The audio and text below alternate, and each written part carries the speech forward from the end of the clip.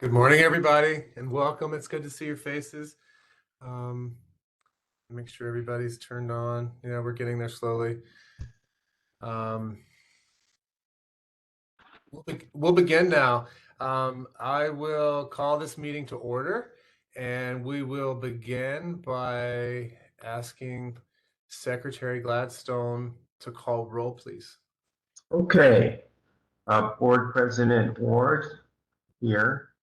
Here. Ronald Jones. Here. Qian Feng. Here. Mitra Kanani. Here. Sylvia Kwan.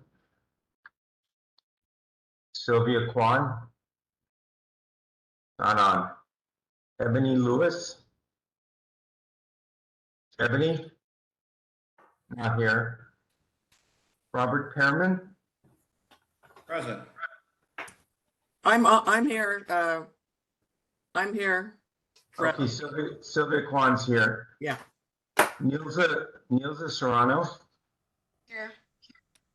And our newest member, and I hope I pronounced this correctly, Leonard Manukian. You did great. Here, thank you. Okay, here we go. Great. Thank you, Secretary Gladstone. And it sounds like we definitely have a quorum. How many members total do we have present? 9. Okay, great. So we have 9 out of 10 present, 6 members of the board constitutes a quorum. So we are ready for business. I will start, actually, we'll turn it back to our newest board member, Manukian. We're so excited to have you, and it's great to finally have a full board. We've been one member shy for a while now, so it's great to have a full house. And not to put you on the spot, but I thought I'd just say welcome. And if you would like to introduce yourself, we'd love to hear from you now. Well, good morning, everyone. It's really great to be part of this board, and I hope to be able to be of some service to the board and its ultimate purpose of protecting California consumers, as well as professionals who are trying to make everybody's life that much better. I can assure you that at least for the first couple of minutes, meetings, you're not going to hear too much from me, as I sort of get a sense of the room, as it were. But nevertheless, I hope to be able to contribute as much as I am able to. And ongoing, I hope and expect to increase that level of involvement. But you will forgive me if I just sit back and eat my popcorn, as it were. And I look forward to participating in this board and doing our job as best as we can. Thank you very much. Great. Well, welcome. A big welcome to you. And I'm not sure if anybody's keeping score, but board member Manukian's from Southern California, so I think the balance has also been leveled out a little bit. I'm not sure where we are, but maybe we can look at that later. So welcome. I'd like to just remind everybody of the voting requirements today. All motions and seconds will be repeated for the record, and all votes on motions will be taken by roll call. One other comment today with public comments, we will hold each individual public comment to about 3 minutes. So just to advise everyone of that. And at this time, we'll ask for public comments on our introductory comments. Mr. President, this is Michael Kanotes. I think you can go straight to public comments on items not on the agenda. And if anyone has comments on the introductory matter, we can take those now. Okay, great. All right, so public comments on items not on the agenda. So we will now stop and take a moment to ask any member of the public if they would like to address the board at this time. We are now accepting public comments for items not on the agenda. If you would like to make a comment, please type the word comment in the Q&A box in the lower right-hand corner of your screen and send that comment to all participants. Dial-in users, please dial *3 to raise your hand. We will call on people in the order we have requests. And as noted earlier, there will be a 3-minute time limit for comments and a 30-second warning. Seeing no request for public comment, do you wish to continue?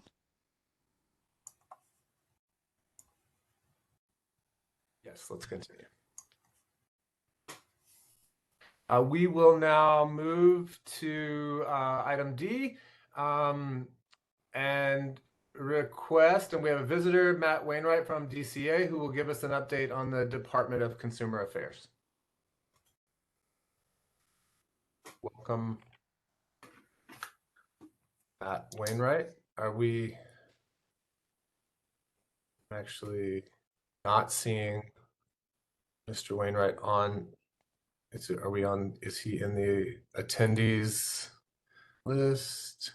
No. We will move forward and come back to this item. Next item, Karen Munoz, I see, is online, and it would be great to get our budget update at this time if you're ready. Very briefly, Mr. President, Michael Kanotes, legal counsel. I see Ms. Lewis has joined us, so let's just acknowledge her and let the record reflect that she has. Welcome, Board Member Lewis. We're glad to have you. I believe this may be your last meeting with us.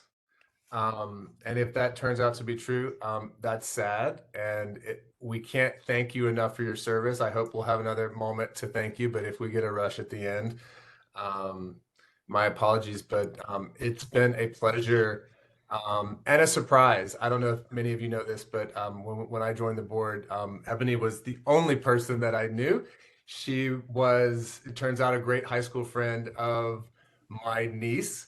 And it was great to see a smiling face on the board when I walked in the room, and it's been a pleasure to serve the Architects Board alongside, and enjoyed all of your hard work. So thank you. Yeah, thank you. It's been 8 years, so Crazy. it's gone by fast.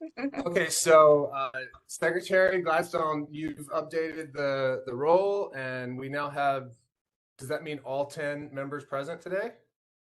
Yes, all 10 are present. Fantastic. So welcome again, Board Member Lewis.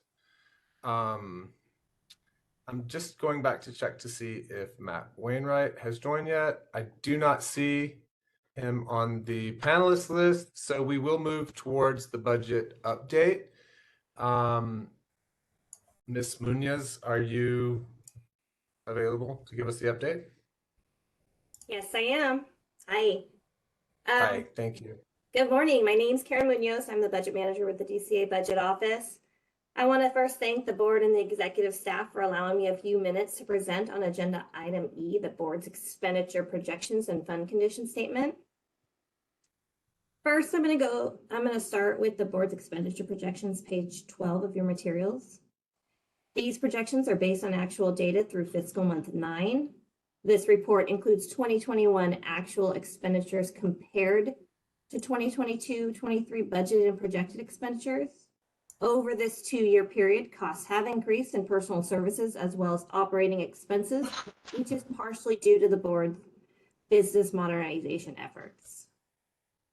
As we move to the end of the document, you will see the board has a beginning base budget of nearly $5.15 million. Year to date, the board has expended approximately $3.3 million and is projected to spend a total of $4.62 million, creating a reversion to the board's fund of $528,000, a reversion percentage of 10.26. The next document I'll be going over is the board's revenue projection. This is page 13 of your materials.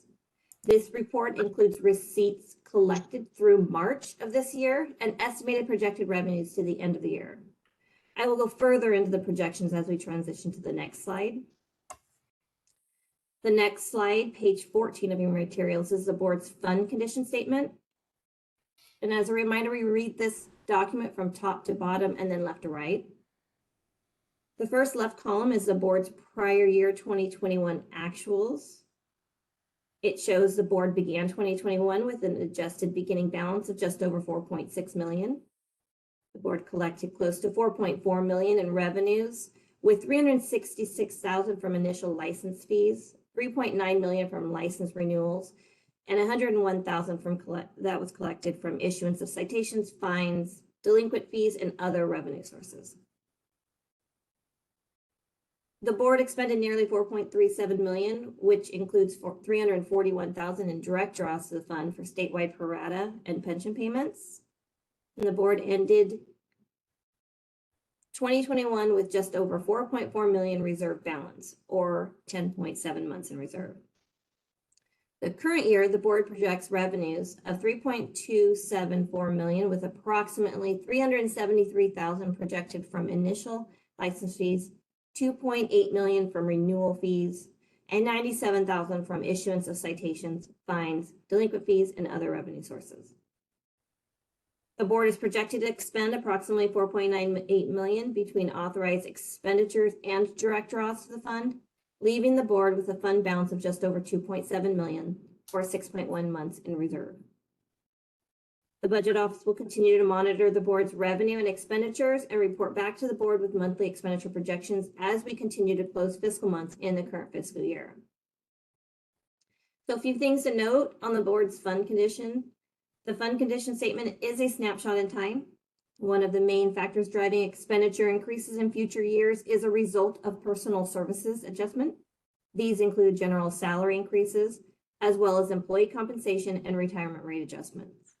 The budget office includes a conservative ongoing 3% increase to expenditures on the fund condition statement to account for these ongoing incremental adjustments.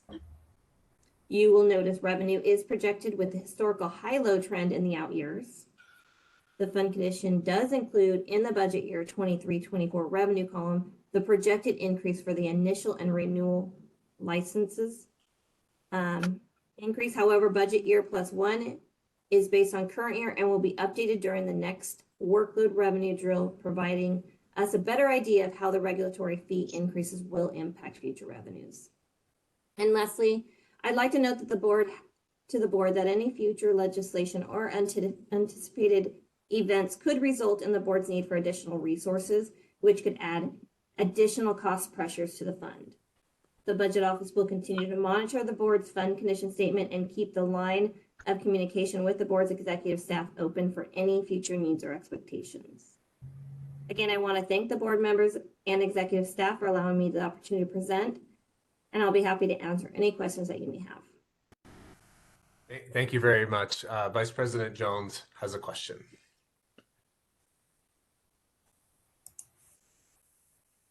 Thank you, President Board. Ms. Munoz, if you could, I'm looking, can you tell us what informs the revenue escalation projection for budget year 23-24? What informs that number and renewal fees? Give me 1 second. Let me pull up that document. I have it right here. So you're speaking to 23-24? Yes, ma'am. Yes, ma'am. That includes a high-low. So 23-24 is your high year of revenue, whereas the current year is your low. And that's see just the for actual renewals. 21-22 is high. And that's based on the trending renewal process, or? Right, correct. You have a high-low revenue structure. So 1 year, the revenue intake is lower than the next year. It's that's your trend for as many years as I've been working with the board. Got it. And the second question is that you mentioned that anticipated escalation in expenses due to compensations and some other issues. Has the budget department looked at potential revenue sources that offsets that? Because I'm looking at a sunset process that seems pretty aggressive starting in 24-25 and seems to be declining sort of at a balance level, but pretty significant. I know that there is we will be working to adjust the revenue. What you're seeing on the fund condition, we'll be working to adjust these numbers based on the regulatory increase of fees that is going through. And so once we do that at the end of the fiscal year, that's usually a fall drill that we complete. That will adjust these numbers. We don't have those in actuality. We don't plug those numbers in until a regulation has been finalized and complete and signed off. So once we have that, we'll be able to share those numbers. Thank you. I actually thought that the fees were effective next year, but maybe not. Okay, thank you. They would be effective next year, but once we have that updated in our workload revenue and it is provided, we will give that to you. It just needs to go through the regulation process and OAL. Thank you. Thank you both for that conversation. That was exactly the information I needed. So I appreciate that. Secretary Gladstone, do you have a question? Yeah, I'm Ms. Munoz. I couldn't hear all your presentation, so forgive me if you've already addressed this, but there's a budget line item talking about months in reserve. And in the last 2 years, it's been 6.1 to 6.6. Yet for 24-25, it appears only to be projected to be 1.6 months in reserve. What's the plans for catch up? And is this typical when we are a year before the year in question? So the reasons why the decline of the fund for your board would be because the board is no longer achieving the savings that they've historically made, mainly based on BISMOD efforts. So your BISMOD efforts just recently started. And so with that increase, that does decline your fund. So the more the board spends, the more the appropriation increases, the more it aligns or goes over what the board brings in receipts, so the revenue source. I'm sorry, I couldn't hear what you said, some kind of expense. What was the word? It's your BISMOD efforts that have been. BISMOD? Yes, correct. So the BISMOD efforts that just recently took effect, I want to say the board is now in their second year. Correct me if I'm wrong, but it's around their second year. So with those increase in expenditures, that does put the pressure on the fund, which is what has made the decline in the fund. If the board does have savings within their appropriation, that will increase our months in reserves. But when we add or address the revenue sources, that 1.6 will increase. What is your goal? Is to bring it back to 6? What is what's been the custom and practice of what is staff comfortable with? So typically they have statute of 24 months in reserve. So the budget office does not really bring into conversation until the fund dips below 3 months in reserves. 3 to 6 months, even there's really no normal. There's really no normal at this point. 3 to 6 months is an average. We don't see any concerns if the board goes around 10 months in reserves, but that's just more on the budget side. It's what is more comfortable within the board, I would say, but we usually bring conversations up with the executive staff at the board once a board's fund does dip below 3 months in reserve or has in danger of 3 months in reserve, in which case the architect's fund has started that conversation with their fees. I can't say I understand all of that, but thank you. So once we adjust your revenues based on what is anticipated based on the fee increase, this will increase your budget year plus one numbers from 1.6. It will increase that number. Okay, I get it. Thank you. Thank you, Secretary Gladstone. Executive Officer Zuniga, I'm gonna let Board Member Nilza go unless you have a response to that comment. Okay, great. So Board Member Serrano, Board Member Nilza, sorry, I apologize. Good morning. Thank you, Mr. President. Thank you. Good morning, all. Ms. Munoz, can you please tell me what we're doing about delinquent fees? And are these carryovers from previous years that just continue to add to the delinquent fees? And how do we then, if we see that we're not going to be able to get these dollars back? Are we doing something to put licenses on hold or until those fees are paid? I'm thinking that's going to be a better answer addressed by Laura, but delinquent fees we can't really project for delinquent fees. We do our best on projections on delinquent fees. However, the budget office has no idea how many fees are not going to, or how many licensees are not going to pay within their allotted time. But I don't know, the delinquent fees are money paid to the board, so there's no money getting back. And so maybe I'm not understanding your question. So there's no.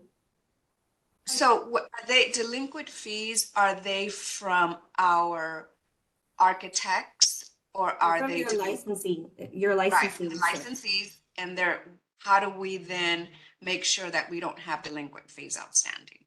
So this is Laura, if I can add to this. It's the Laura. delinquent fee here that is displaying is revenue. So those are licensees who paid their renewal fee late, so they get charged a delinquency fee. So that's the revenue from the extra fee from paying delinquent.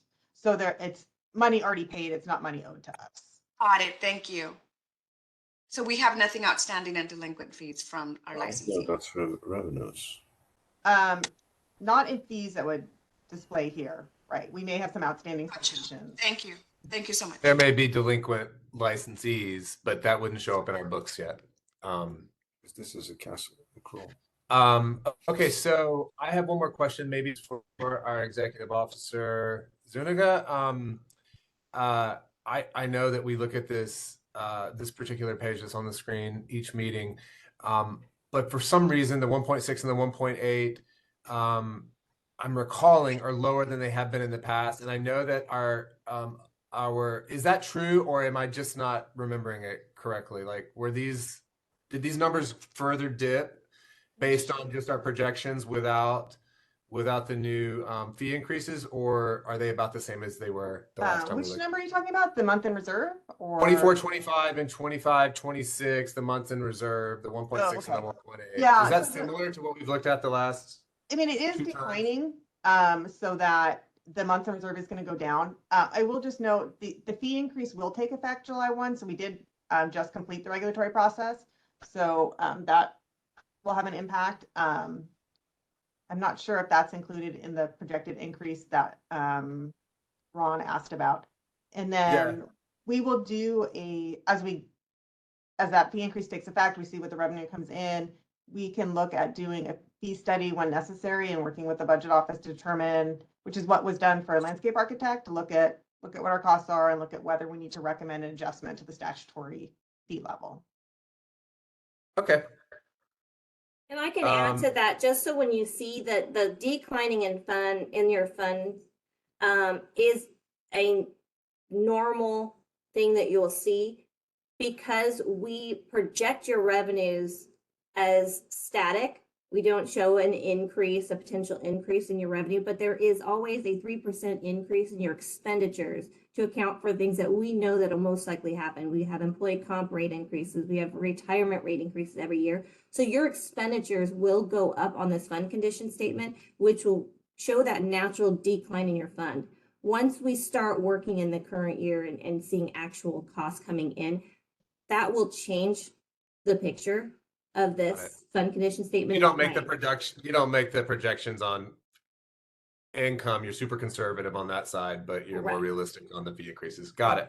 And Karen, can I ask one follow-up question? So I think also the fund condition projects that we spend our full appropriation each year, whereas as you saw on the prior document, we typically revert about 10% of our budget, so that would help our months in reserve. Correct. Understood. Secretary Gladstone, your hand is still up. Do you have a follow-up or? Okay, great. Any other questions from the board? Okay, Council connotes, I believe I can go to public comment now. And are you okay with the 3-minute time limit that I instituted?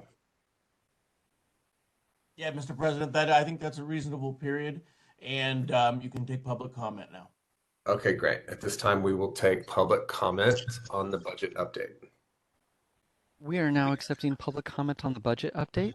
If you would like to make a comment, please type the word comment in the Q&A box in the lower right-hand corner of the screen and send that comment to all participants. Dial-in users, please dial *3 to raise your hand, and we will call on people in the order we have requests. We're going to take a few seconds now to see if we have a request for public comment.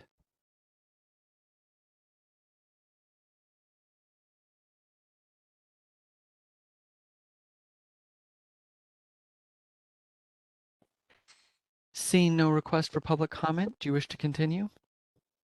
Yes, please. Okay, welcome back, everybody. I think everybody remembers how long our last meeting was, and we kept our guest, Michael Robinson, with the National Organization of Minority Architects waiting, and unfortunately, they were not able to give their presentation. So first, I want to apologize for that, and apologize to Michael Robinson. I know time is valuable, and we sure do hate that we weren't able to hear from you. I had spoken with him before the meeting and was really looking forward to it. Luckily, we have Aaron Persky, and do we have Jennifer Swedwell as well? Yes, she's on. She's in the attendee. In the attendees. Needs Okay. to be moved up. So I think you I'm could on. have that done. That would be fantastic. That's Jennifer Swedwell. So we have Miss Persky and Miss Swedwell, and they are going to give us a great presentation from the National Organization of Minority Architects, or NOMA, from the San Diego chapter. So I'll give it over to you. Sure. Good morning. Can you hear me? Yes, we can. And now, yes, welcome. Great. All right. Yeah, we'll pass along the apology, Michael, but I speak for all of us and say that, we're very grateful for this opportunity to speak with you today. So we just have a very brief overview of our chapter and how we fit into the National Organization of Minority Architects. If you want to go to the next slide, we started, so NOMA started 50 years ago, 12 African-American architects who had been part of the 1971 AIA convention, convened to really just start NOMA at that point. That was the original idea, that they wanted to have a voice and an organization that could still work with the AIA, but really serve minority and African-American architects. And so I believe maybe just a handful of those founders are still alive today, but most of the founders have passed. And since that time, the number of chapters has grown quite a bit, especially after the events of 2020, the murder of George Floyd. Next slide. And we were one of the chapters that also started in 2020. And just to give you an idea of how many NOMA members there are in the state of California, there's 285, which most of them are concentrated in the Los Angeles chapter called SoCal NOMA. And then the second largest group would be San Francisco NOMA, and then our chapter, very, very young as well, SD NOMA. And we have about anywhere between 16 and 25 members, depending on, I heard you guys talking about delinquent licensees, so we have a few delinquent members that we're also trying to get to re-up.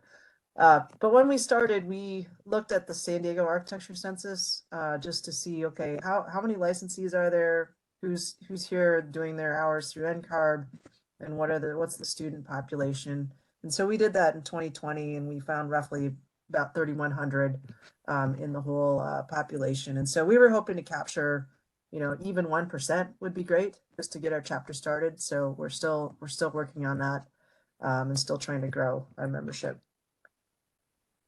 Next. I can jump in here. So yeah. Part of the initiative when we started SD NOMA was to try to support students who were seeking either a degree or, seeking a degree in architecture, to help support them through that process. in a more broad goal of course, increasing the number of minority individuals who would eventually get licensed.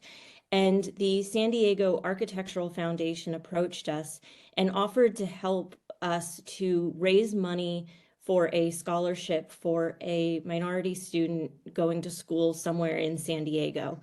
And so we had a big fundraiser. We raised $7,500 out of that, and we awarded that scholarship last year to a student who I believe recently graduated and now has a job at an architecture firm in San Diego.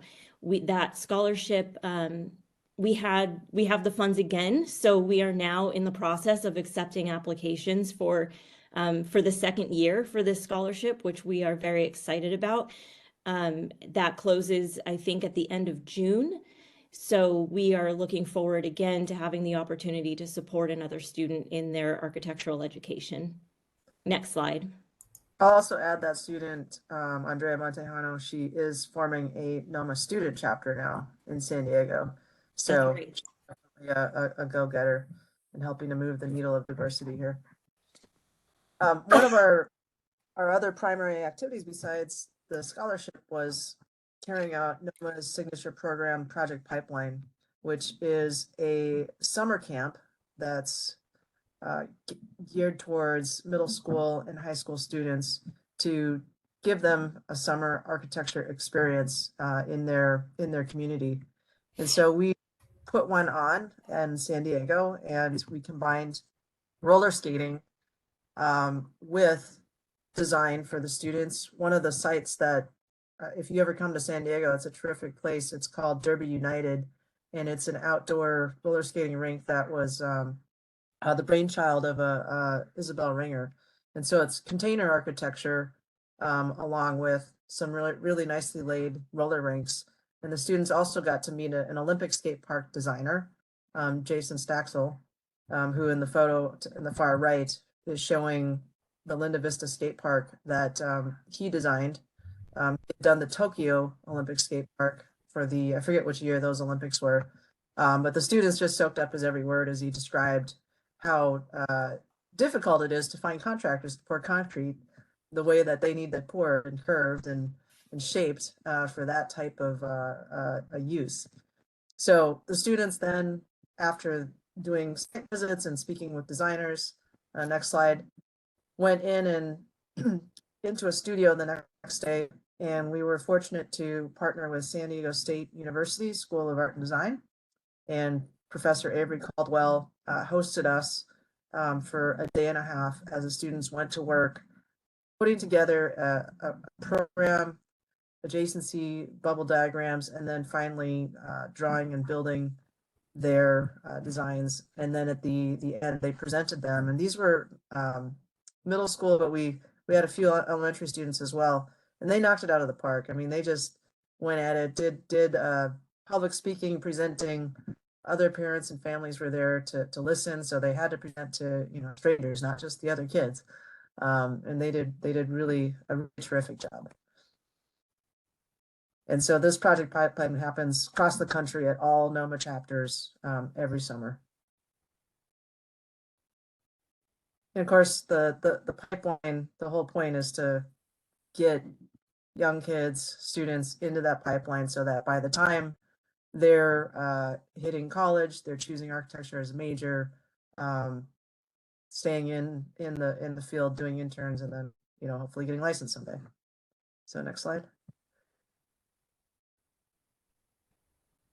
And then the other NOMA activities are they do have a quarterly meeting, and some years that has been in California and hosted by California chapters. So we did host the last Q2 meeting in San Diego at the Natural History Museum, or the San Diego Museum of History in Balboa Park. And then the last sort of major NOMA activity is their conference that they have once a year in different, switch to the next slide, once a year in different cities throughout the country. Last year was Nashville. I'm sure besides our chapter, I'm sure there were several SoCal and San Francisco members that went to that conference. And they do want to host it in San Diego, but our chapter's still young, so we're not quite ready to host it, but I'm sure the conference will be coming to California again soon. And then we'd like to end on an issue that is intertwined with licensure and the whole process of getting the intern hours and doing the exams. And Erin, I don't know if you want to speak to this or I can keep going. If you don't mind, I didn't prepare for this slide. I'm sorry. Oh, no problem. So these are some statistics that I pulled from NCARB's study that they had done. They had done quite an extensive survey trying to understand of the different makeup of exam takers, who is passing and who is not, who is taking a moderate to a very long time to go from college to hours to exams to licensure. And what they found was not too surprising in the fact that, Black African-American candidates, especially Black women, are many percentage points less likely to pass the ARE divisions than their white counterparts. That percentage who are taking the exams, Black African-American, is about 5%.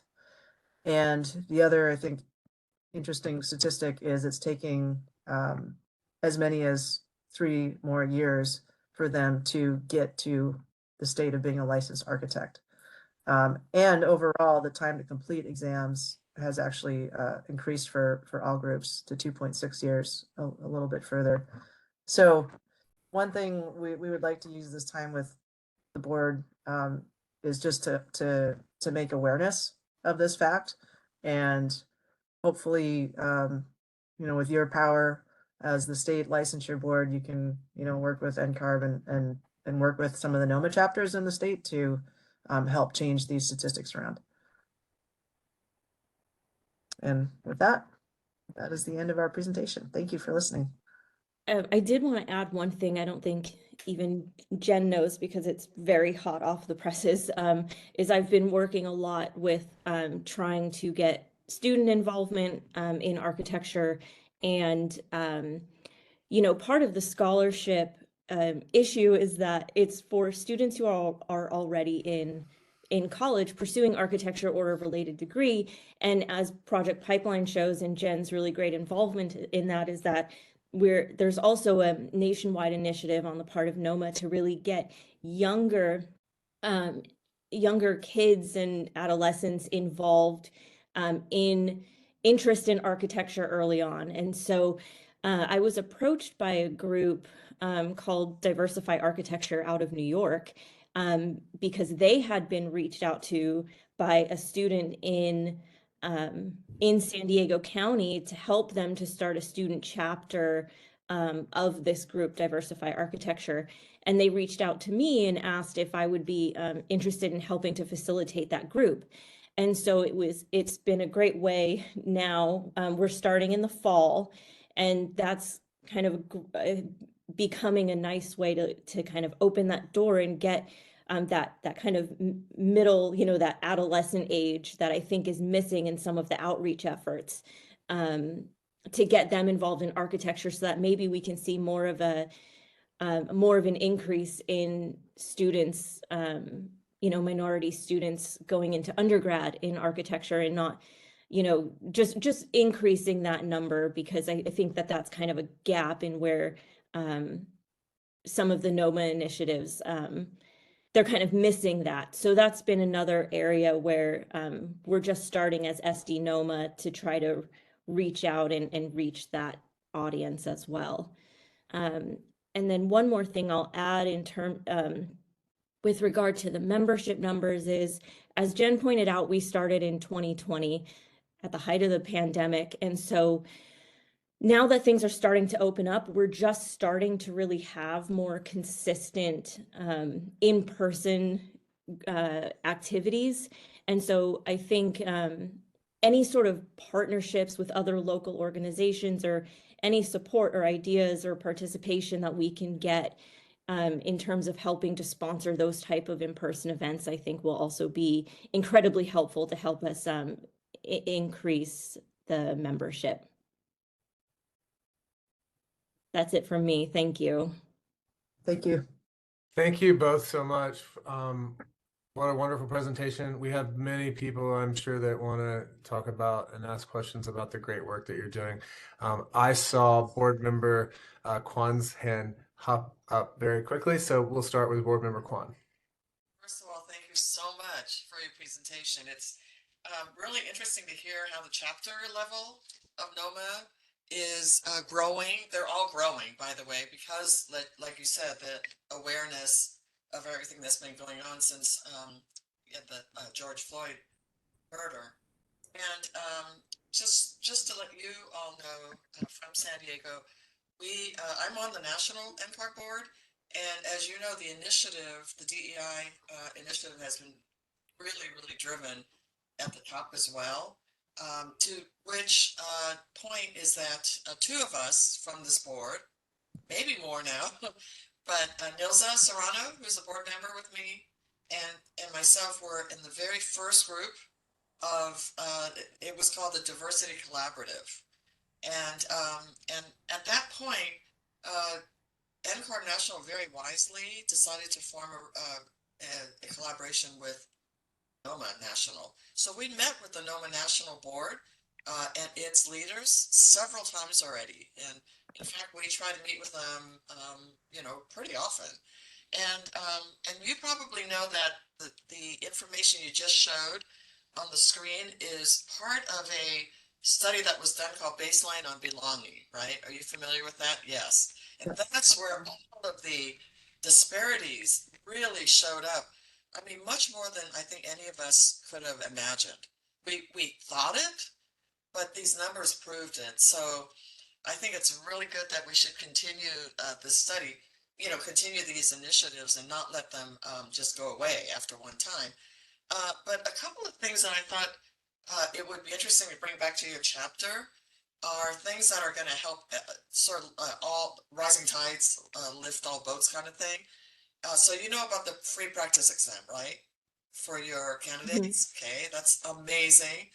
And you know what they found already is that, and I may get these numbers wrong, but my understanding is that the rising boats lift all tide thing is that everybody, all candidates, since the free exam has been given, is something like 13% improvement.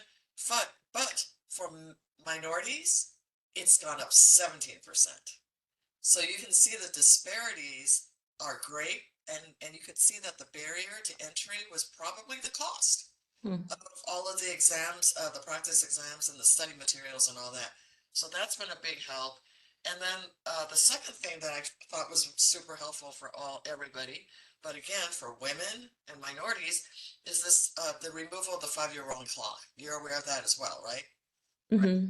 So I am talking to the choir, singing to the choir here, but I'm really glad that you guys are so knowledgeable about that. And yeah, it would be amazing for you, make sure everybody in your chapter knows about it. National definitely does, because as I said, we're collaborating. So thanks again. I'm really happy to hear that you're growing your chapter. Thank you so much, board member. Yeah, thank you for those comments. Let's move up to board member Serrano. Thank you so much. Moderator, can you move up to the NCARB slide 1, slide above, please? This is an educational moment for all of us. There we go. And then I just wanted to bring to everyone's attention that when you go to the graph at the bottom where it says women testing, that the largest minority or the majority minority doesn't even garner a line item in the NCARB report. So Latinos are missing. They're not even there.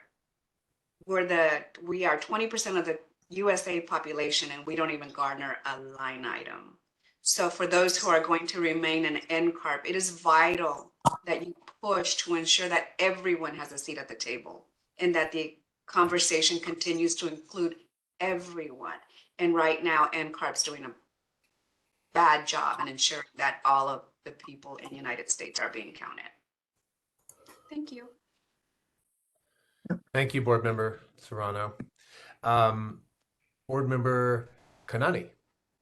Yes, I would like to, maybe I missed it, but I would like to see the list of the list that you showed at the beginning that included schools. I think I didn't see that there was no indication. Basically, this is my point, that for community colleges, that they are having the strongest diversity that I've ever seen throughout my years of involvement in education. You should be more focused on, even more than New School and Woodbury right now in San Diego. There are very, very active community colleges that you should focus on them. Southwestern College and Mira Costa, Grossmont College, and also we have the other main college that I kind of slipped my mind right now, the name. We have two more colleges that you have not included in this, and I think focusing on them would be more effective than the rest of the schools right now. Of course, I believe that you have included Design Institute, but it's misspelled. Institute. I believe this is Design Institute. They have not, during the time that I was involved in them, they were not as much diverse. Maybe that's something that you could also, it's the main program of interior design in San Diego, that you can become more active in that. SDSU is already diverse, and but mainly I would like to go back to the community colleges, because they are the most committed type of students that, in fact, throughout the years I've seen that they are very much sold to architecture from the time that they arrive for extending their education after the colleges, after the certificate that they receive from colleges, and their retention is the highest. So that's something that I think you need to include, to pay more attention to it. Thank you very much. Yeah, thank you. If you wouldn't mind, if I could just have a moment to respond. By the way, hi, Ms. Kanani. You were my Structures 3 professor. I think you remember me. Good to see you. What I will say is, for the scholarship, I went through and found every community college in San Diego County, and where I was able to find an appropriate contact, I emailed the scholarship application with detailed information and followed up with a phone call to everyone I could.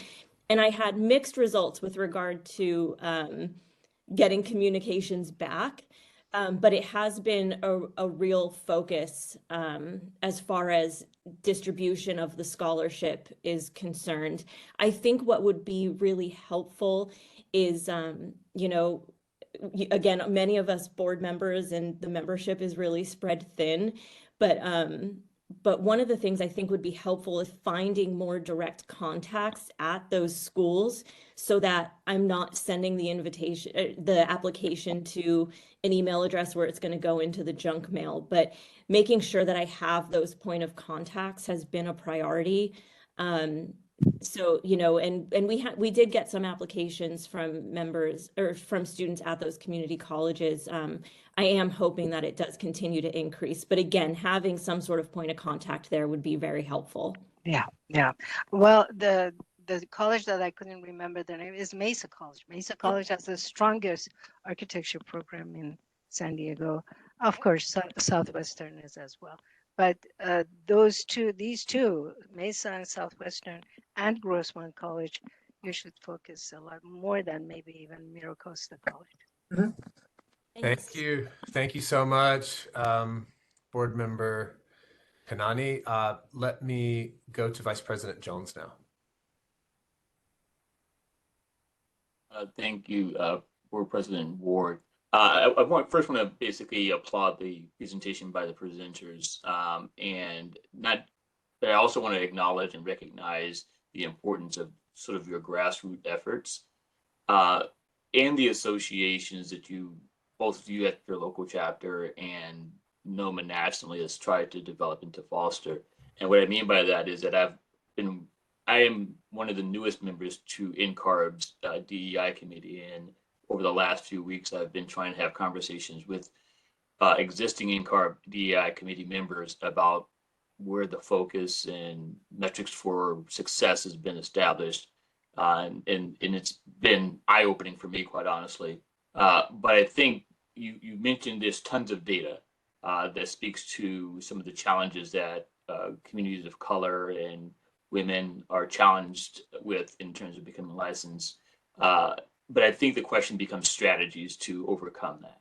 I've also wanted to applaud I mentioned the associations. I've watched the AIA work with NOMA nationally. I've watched NCARB work with NOMA nationally, and I appreciate the outreach here to state boards to start to build this network around you to ensure that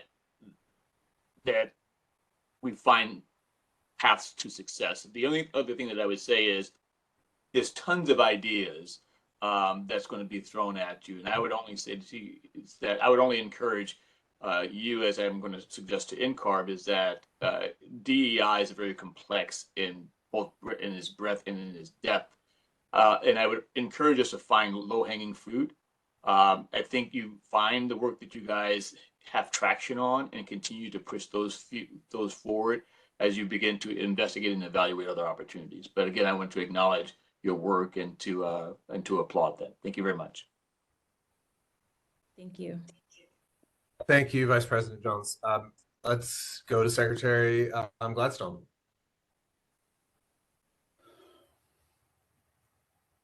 You're on mute. You're still on mute.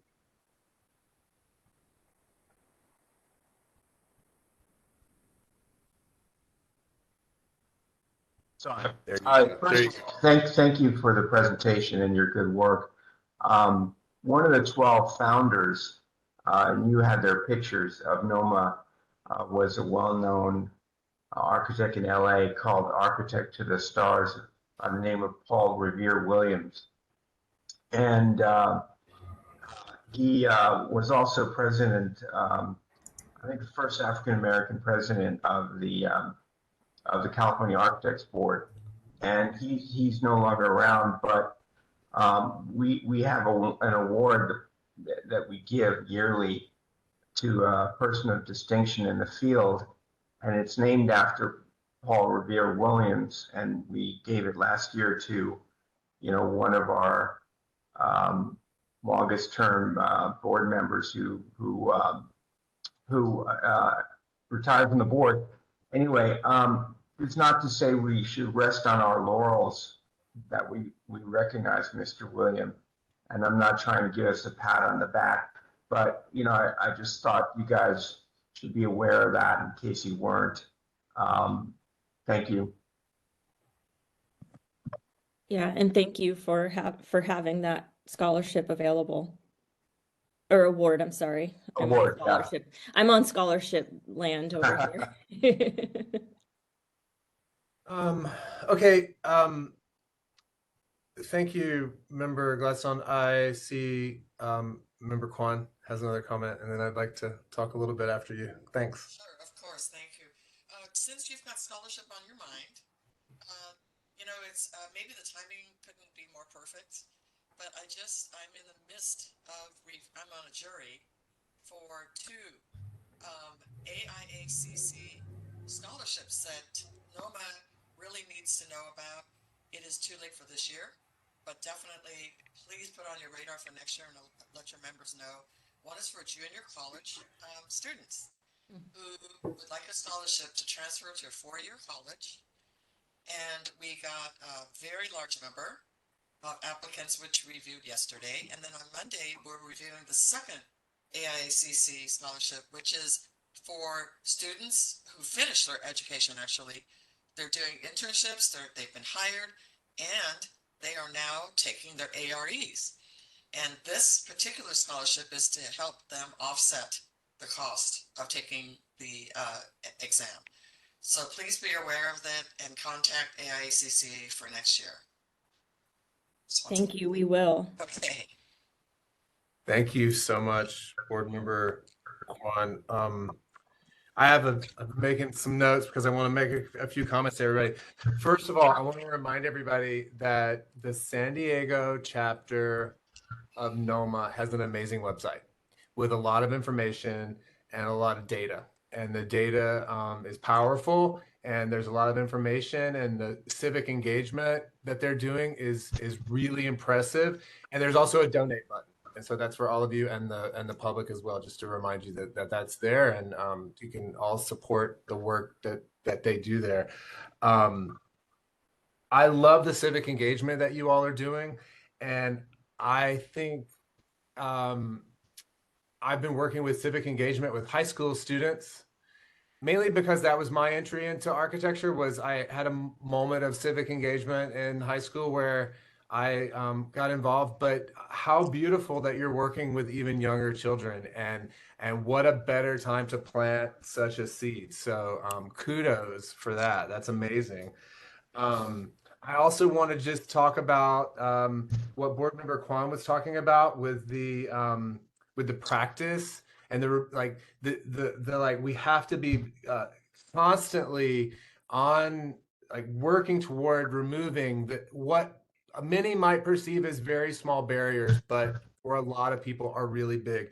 So the idea of the free practice test coming out and changing the numbers so quickly is such a good example of finding these small moments and making change and having really powerful impacts very quickly. And so we need to find about 1,000 more of those to keep the good work going.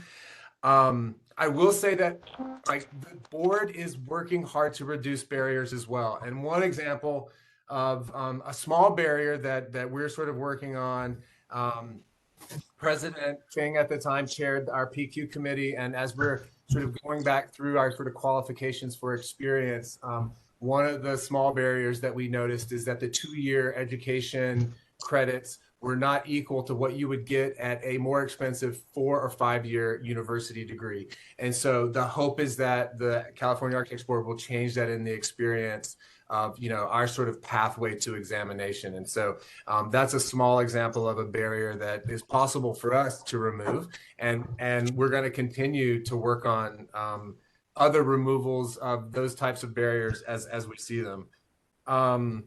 This is a great and timely presentation because later in our meeting today, we're also going to talk about current legislation that's underway. NCARB does a great job. We're a member of NCARB of giving us a lot of data, but unfortunately that data is only on sort of new candidates. So we have over 20,000 licenses in the state of California. And so we didn't necessarily, there's a legacy of architects that we didn't necessarily collect the data for. And so you'll see there's a bill being sponsored by the American Institute of Architects that we'll talk about later. But what a timely day to be having that discussion about that legislation and how our board can take more data so that we can work at this. Thank you all board members for your comments, but really thanks to our guest, and thank you so much for the patience, and we can't thank you enough for sticking with us and coming back and giving such a great presentation. So thank you so much. Thank you again for letting us. Yeah, thank you very much. And I'll just quickly just say, Jen is the heart of SD NOMA. She did the website. She manages the website. If you email us, and we'd love for you to email us with any other comments, together@sdnoma.com. That also will land in Jen's inbox. So thank you to Jen, and thank you all very much for your comments. Thank you. Okay. We need to actually stop, and actually we didn't let them go, did we? Are you still there? No. Okay, so question for council. Public comments is not a conversation, right? So it's okay that we've let our guests go for public comments. Is that right? It's too bad that That is they're correct. Uh, Public they're- comment should I'm be. still on. I hope there's okay. Yeah, okay. Great. Okay, so at this time we'll move to public comments on the presentation. We are now open for public comments on the presentation. If you would like to make a comment, please type the word comment into the Q&A box in the lower right-hand corner of the screen and send that comment to all participants. Dial-in users, please dial *3 to raise your hand. We will call on people in the order we have requests. We're going to take a few seconds now to see if we have a request for public comment.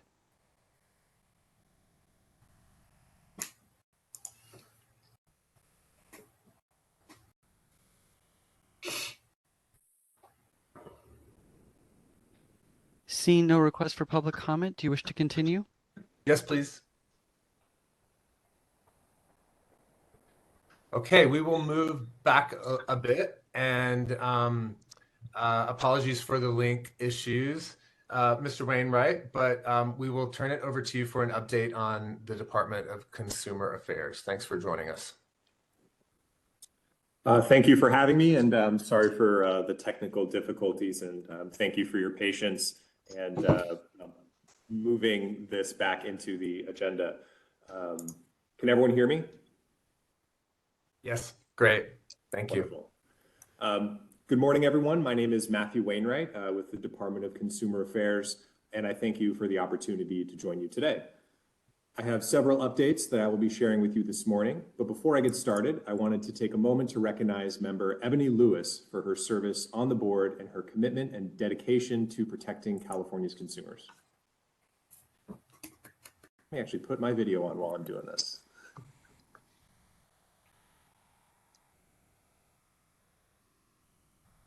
Since 2017, the state of California has participated in Public Service Recognition Week to express appreciation for civil servants and the essential work they do.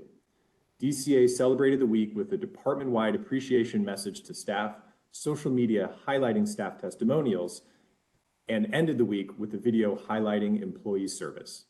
Public Service Recognition Week was celebrated last week, May 7th to 13th, and so I want to also thank you and the dedicated board staff for all your hard work today. We are truly grateful for your service. I have an update regarding printing disruption. DCA's printing provider is currently experiencing technical difficulties, and as a result, the printing of the board's renewals, certificates, licenses, and letters is delayed. Printing interruption began on April 13th, 2023. DCA is working closely with the printer, and at this time, the estimated time of restoration has not been determined. DCA shared messaging with the impacted boards, encouraging licensees to renew online. DCA will continue to provide updates as more information becomes available. We have an update regarding diversity, equity, and inclusion. Established last fall, the department's Diversity, Equity, and Inclusion, also known as DEI acronym, the department's Diversity, Equity, and Inclusion Steering Committee is comprised of 12 executive leaders from the boards, bureaus, and departments, and has been working on many items, including updating the strategic planning process, training, and development for an informational DEI fact sheet, which was distributed to board leadership. The strategic planning process has been updated to embed DEI into the process, which includes a survey, DEI section in the environmental scan, video messages, and a brief training video. Your board's current strategic plan ends in 2024, and the DCA's solid team will be reaching out to your executive officer to develop or update new strategic plans later this month to incorporate DEI. In addition, all DCA solid trainers have completed a 50-hour diversity, equity, and inclusion training certification program through the University of Massachusetts. On April 28th, 2023, Director Kirkmeyer issued a memorandum on DCA's commitment to employees to increase the availability of DEI courses through DCA's solid training unit. A DEI section has been added to the homepage of the Learning Management System, also known as LMS, and employees can access and register now for 3 courses available in June 2023. Over the coming months, additional courses and additional information will be available. DCA's first Diversity, Equity, and Inclusion fact sheet has been released. It was developed as an informational tool and includes the department's 3 DEI initiatives, memorializes DCA's services and support DEI efforts, and includes DEI terminology as it applies to the department. On May 12th, 2023, the DEI Steering Committee held its quarterly meeting in person and elected a chairperson and vice chairperson, Yafana Lamar and Paul Sanchez, respectively. The committee also discussed training, strategic planning, and DEI activities through the end of the calendar year. The DEI Steering Committee's work continues, and we look forward to updating you in the months ahead on their progress. An update for required board member trainings. As a reminder, there are 2 DCA-wide mandatory trainings for 2023. This includes sexual harassment prevention training and information security awareness. All DCA employees and appointees, including board and advisory council members, will need to complete the sexual harassment prevention training this year. Board members must take the 2-hour supervisory training, and advisory council members must take the 1-hour non-supervisory training. This training is required every odd-numbered year and is online, self-paced, and approximately 2 hours. Board members with an assigned DCA email, i.e. dca.ca.gov, are required to complete the Information Security Awareness Fundamentals training. This training addresses everyone's role in protecting DCA data and information. The training is online and required every year. Both the Sexual Harassment Prevention Training and Information Security Awareness Training are available in the department's Learning Management System, also known as LMS. For more information, the mandatory trainings page has been created to help members identify, access, and track specified trainings. The page includes direct links to mandatory trainings, as well as pertinent information and policies specific to these training courses. Go to dca.ca.gov and click on the DCA Board Member Resource Center page under Required Board Member Training. You can also reach out to Melissa Gear or Yvonne Durantes. An update regarding travel expense claims. As the fiscal year comes to an end, please submit your travel expense claims as soon as possible, but no later than 5 p.m. on Wednesday, June 8th. Let me read that again. No later than 5 p.m. on Wednesday, June 8th. Claims submitted after this date will still be processed. However, they will not be paid until July of 2023. For questions regarding travel claims, please contact Melissa Gear. An update regarding board member orientation training, acronym BMOT, June 20th, 2023. Board members must complete BMOT within 1 year of their appointment or reappointment. On June 20th, 2023, board member orientation training will be offered in person in Sacramento and again on October 10th, 2023 at a location to be determined. Members can register for this training via LMS. Let me read those dates again. June 20th, 2023, training offered in person in Sacramento, and October 10th, 2023 at a location to be determined. An update for virtual meetings and the Bagley-Keene Open Meetings Act. As all of you are aware, legislation passed last year amending provisions of the Bagley-Keene Open Meeting Act to extend the ability of state bodies, such as DCA's boards and bureaus, to conduct public meetings virtually through July 1st, 2023. Absent the passing of new legislation to extend these provisions, DCA's boards and bureaus will not be allowed to conduct meetings virtually after July 1st, 2023. DCA is aware of legislation recently introduced, Senate Bill 544, introduced by Senator Laird, which removes certain teleconference requirements from the Open Meeting Act. This bill was recently amended to do the following. First, require members of a state body participating remotely to disclose whether any individuals 18 years of age or older are present in the room at the remote location and the general nature of the member's relationship with those individuals And 2, require state bodies to end or adjourn a meeting upon discovering that a means of remote participation required by the bill has failed and cannot be restored. This bill does not include an emergency clause and would therefore not take effect until January 1st, 2024.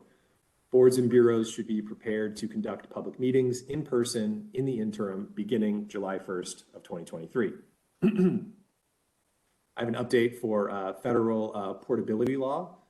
On January 5th, 2023, a new federal law took effect that enables service members and their spouses who hold professional licenses in a different state to practice in California within the same professional discipline and at a similar scope of practice if they are required to relocate to California due to their military orders. Since becoming aware of the new law, the department has been collaborating with the agency on how best to implement it. DCA will share information as it becomes available. In the meantime, should your board receive an inquiry from a service member or spouse regarding this new law, please contact DCA Legal Affairs. Finally, DCA submitted its 2021-2022 annual report to the legislature, and the report is now available on the DCA's website. This annual report includes a new design and additional reporting metrics, such as military licensing data now required for all DCA boards and bureaus. We hope you will take time to review this impressive compilation of the valuable work of the boards and bureaus. And you can access that annual report at the website www.dca.gov/publications/annual_reports.shtml. Thank you again for this opportunity to provide this update. Thank you so much. Do we have any board member questions or comments? Board member Pearman. Just a question. This thing with the printing, me like a month-long delay. You can't just go to FedEx Kinko and print licenses. I don't understand. Please explain. I'm actually with legislative affairs. I am not familiar with this update beyond what's in the script that Board and Bureau Relations provided to me, but I can reach out to them and see if they can provide you or your staff with more information. And I can do that again for any questions that the board has that I'm not in a position to answer. Thank you. And one more question. What was the bill number again of Laird's bill that might modify Bagley-Keene for remote conferences? Yes, that is Senate Bill 544, introduced by Senator Laird, L-A-I-R-D. Thank you. You're welcome. Thank you, Board Member Pearman. Board Member Serrano. Thank you so much for your presentation. It was wonderful. I am very interested in the final language on the DEI committee and what the state has adopted. Is there anywhere where I can find it? Let me go back to that section and see if I can find more information. Okay, thank you. And it doesn't have to be now. You can just send it to Laura at your convenience, and then she'll forward it to all of us. Okay. Thank you. I appreciate Will you. do. Have a wonderful weekend. You too. Thanks, Board Member Serrano. Board Member Feng. Need a clarification. So we no longer can have virtual meeting, but you also mentioned, Matthew, that if you do, then you have to declare there's no 18 years old adult in the space with you.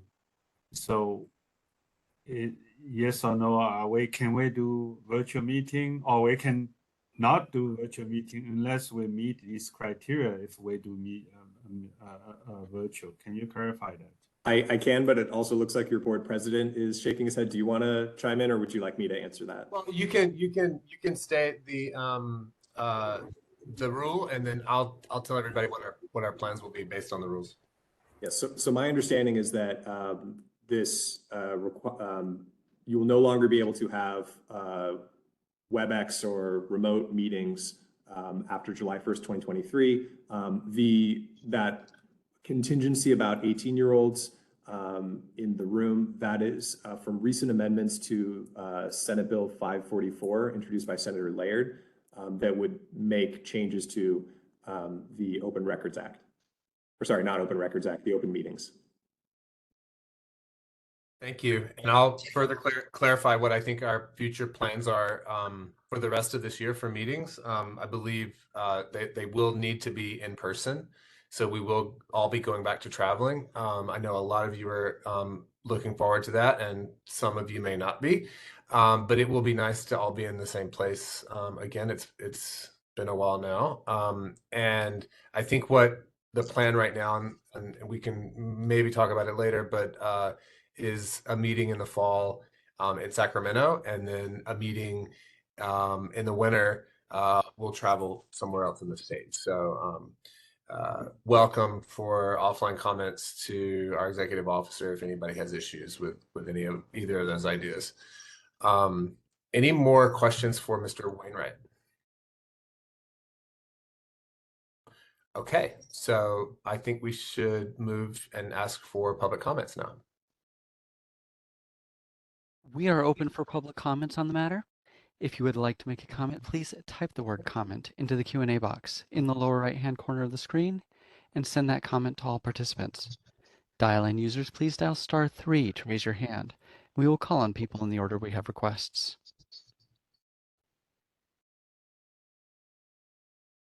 And just to note a question that was asked earlier, will a video link be available?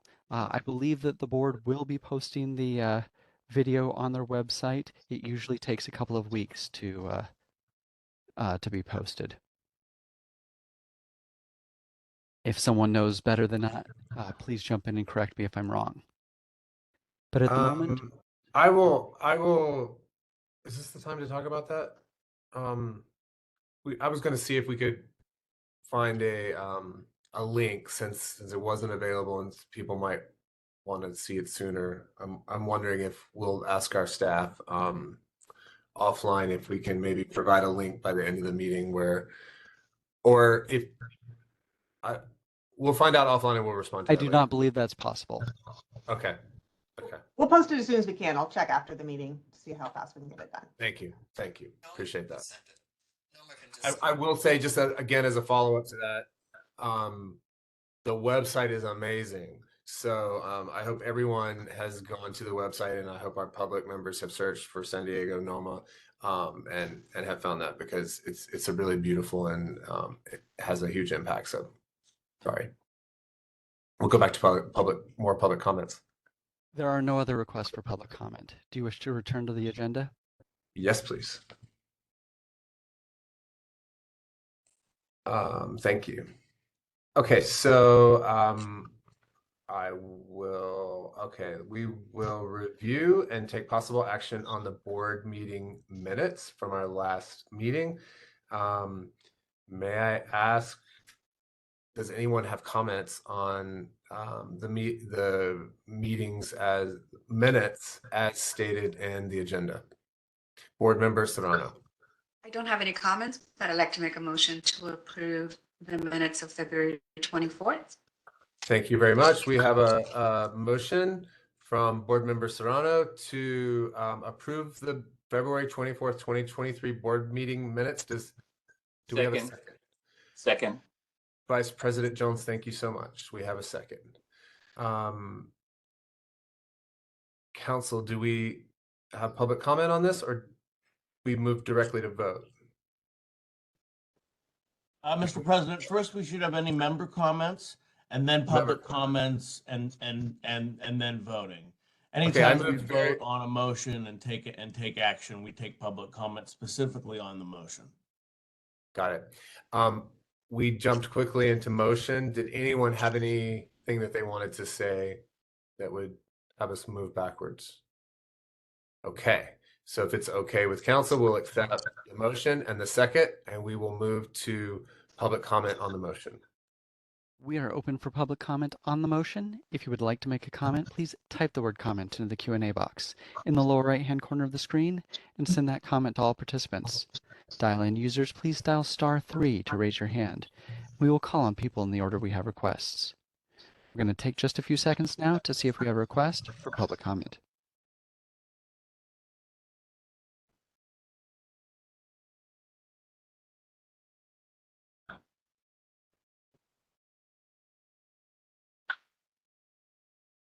Seeing no request for public comment, do you wish to return to the motion? Yes, please. Thank you. Secretary Gladstone, would you please take a vote on the motion? Yes. Let me unmute myself. Can you hear me? Yes. Yes. Charles Ward, Yes. Ronald Jones, Yes. Malcolm Brett Gladstone, yes. Tian Feng, Yes. Mitra Kanani, Yes.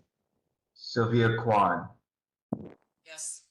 Ebony Lewis, Yes. Robert Pearman, Aye.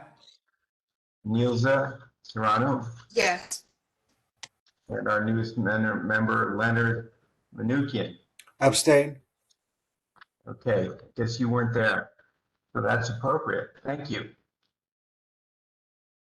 Does the motion pass? Yes. Thank you.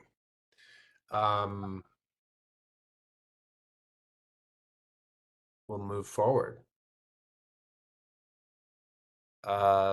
Executive Officer Zuniga, will you please give us I'm sorry, I'll take a pause for a second. Does anyone need a 5-minute break? Is everyone still good? Okay, great. We're going to keep going. Okay, Executive Officer Zuniga, will you please give us a legislative update? Sure. So the first item is AB 342 by Assemblymember Valencia. This is the one the President Ward referenced earlier. It's sponsored by AIA California, and it would authorize the board, as it relates to us, the ability to request that a licensee identify their race, ethnicity, gender, or gender identity upon initial license issuance or at the time of license renewal. So the board would need to adopt regulations to implement this requirement. And that is a sort of time-consuming process. So we've communicated that to the sponsor that we just need the time to do that. But it would be optional for licensees to provide this information for candidates and licensees. And then whatever information we do collect, we would need to report annually or post it on our website, the data that we have, on an aggregate basis so that it's not personally identifying. Anyone have any questions on this one? I'll just make a comment. So in conversations, AIA is out a little bit ahead of us, so hopefully maybe this will slow down. But I completely understand, and I think this is valuable information. Whether or not we can meet the timeline of the current legislation as it stands, I'm not sure. So we'll have to sort of see what happens. But the difference between the data, just to explain to everyone, between like what NCARB is giving us from testing is current test taking demographics and data, whereas this would give California the ability to sort of reassess every 2 years at the time of relicensure of every candidate, all the sort of demographics of our current slate of architects at any particular time. So it is more valuable information than the very valuable information that we already get for NCARB. So just to clarify that if anybody had questions or thoughts. Thank you. All right, any other questions? All right, so the next item is SB 372. This would require all boards within the department to update a licensee's records, including records that are online, to include a licensee's updated legal name or gender if we receive documentation of the change. So I think the department is working on some kind of technical changes on implementation, but overall, this is fairly straightforward. Does anyone have any questions? All right. So our last one is the one that was referenced in the DCA update. This is Senate Bill 544 by Senator Laird. This would make changes to the Bag Leaking Open Meeting Act to allow boards to continue to meet virtually with some additional requirements, such as that we have one physical location for members of the public to attend. So these would be more permanent changes But again, they don't take effect till January 1st. We would at least have that 6-month window from July through the end of the year when we don't have the ability to meet virtually. Does anyone have any questions? Yes, or this is Ron. I do have one question. Under this new bill, will the board be allowed to conduct our meetings as a hybrid in the event that there are board members in Southern California who choose not to come north or vice versa? Could those participants engage via web link? Yeah, so similar to that meeting we had last year where we had some in Sacramento, maybe in some virtually, yes, I believe we could do that. Thank you. So Laura, I just want to confirm, so this legislation bring back to the pre-pandemic, which we do have an option of more than one site, but each site has to meet these requirements, publicly accessible and notification in advance. Is that the case? Right, so after July 1st, we go back to the pre-pandemic Open Meeting Act requirement of every location needs to be noticed on the agenda. Every location a board member attends at, if we do a teleconference meeting, needs to be noticed and open, accessible by the public. For clarification. I'm sorry. Yeah, Board Member Kwan. Apologies. The problem, I see that as being impractical because the current. Yeah, hear you. Pardon me? Can you We hear can me? hear you. You're just faint, so can't maybe hear just you. move a little closer to the microphone. Okay, is this any better? A little Yes. bit. That's weird, huh? Okay, I find that to be, I'm not understanding it very well because pre-pandemic, let's see, yeah, that's right. When pre-pandemic, when we met virtually in our offices, people were allowed to come because they had to be accessible to the public. Okay, during COVID, and today, as we're meeting, we're in our homes, most of us, and so therefore it's not a place for the public. So my question is, after July or January or whatever, if this SB 544 passes, which of the two is it, or completely different? So if this bill passes and it takes effect January 1st, you could continue to meet like we are today, where members are joining from their home. It doesn't need to be an accessible location. We just need to provide one physical location that someone can attend at. And so we have the capability in our office in Sacramento to provide that. DCA has other sites we could look at using if we wanted to provide something besides our office. Another example of that, Board Member Kwan, was at one point, this temporary thing went away, and we had a similar situation where in my office, we had a satellite meeting that was open to the public here in Los Angeles in my office, and I'm assuming that something like that would still work if we needed to during this interim period, where we would have a labeled public accessible site open to the public. So if we needed to do that, the truth is it was just complicated. So I think that's why we'll just sort of go back to the in-person meetings unless there's some reason that comes up that keeps us from doing that until this new act is passed. Secretary Gladstone. Hi, Laura. I had a question. That legislation that talks about is it disclosure of anyone in the room over 18 years old? Why is that being put in, and what is the context for when that applies? Is it for when we continue remotely and someone? What is when does it apply exactly? So just looking at the language, so it would require for a member who's attending remotely to disclose whether they have someone 18 years of age or older with them in the meeting and the general nature of the member's relationship with the individual. So I think it's just so that the public is aware of who's attending the meeting. So because you're no longer required to be at a location that's open and accessible, it's just so that there's disclosure of who's attending the meeting. Because if someone's in the room with you, otherwise, no one would necessarily know who's with you because they may not announce themselves. That's I much assume more, that's the that's motivation. much more clear. Thank you. Thank you. Thank you.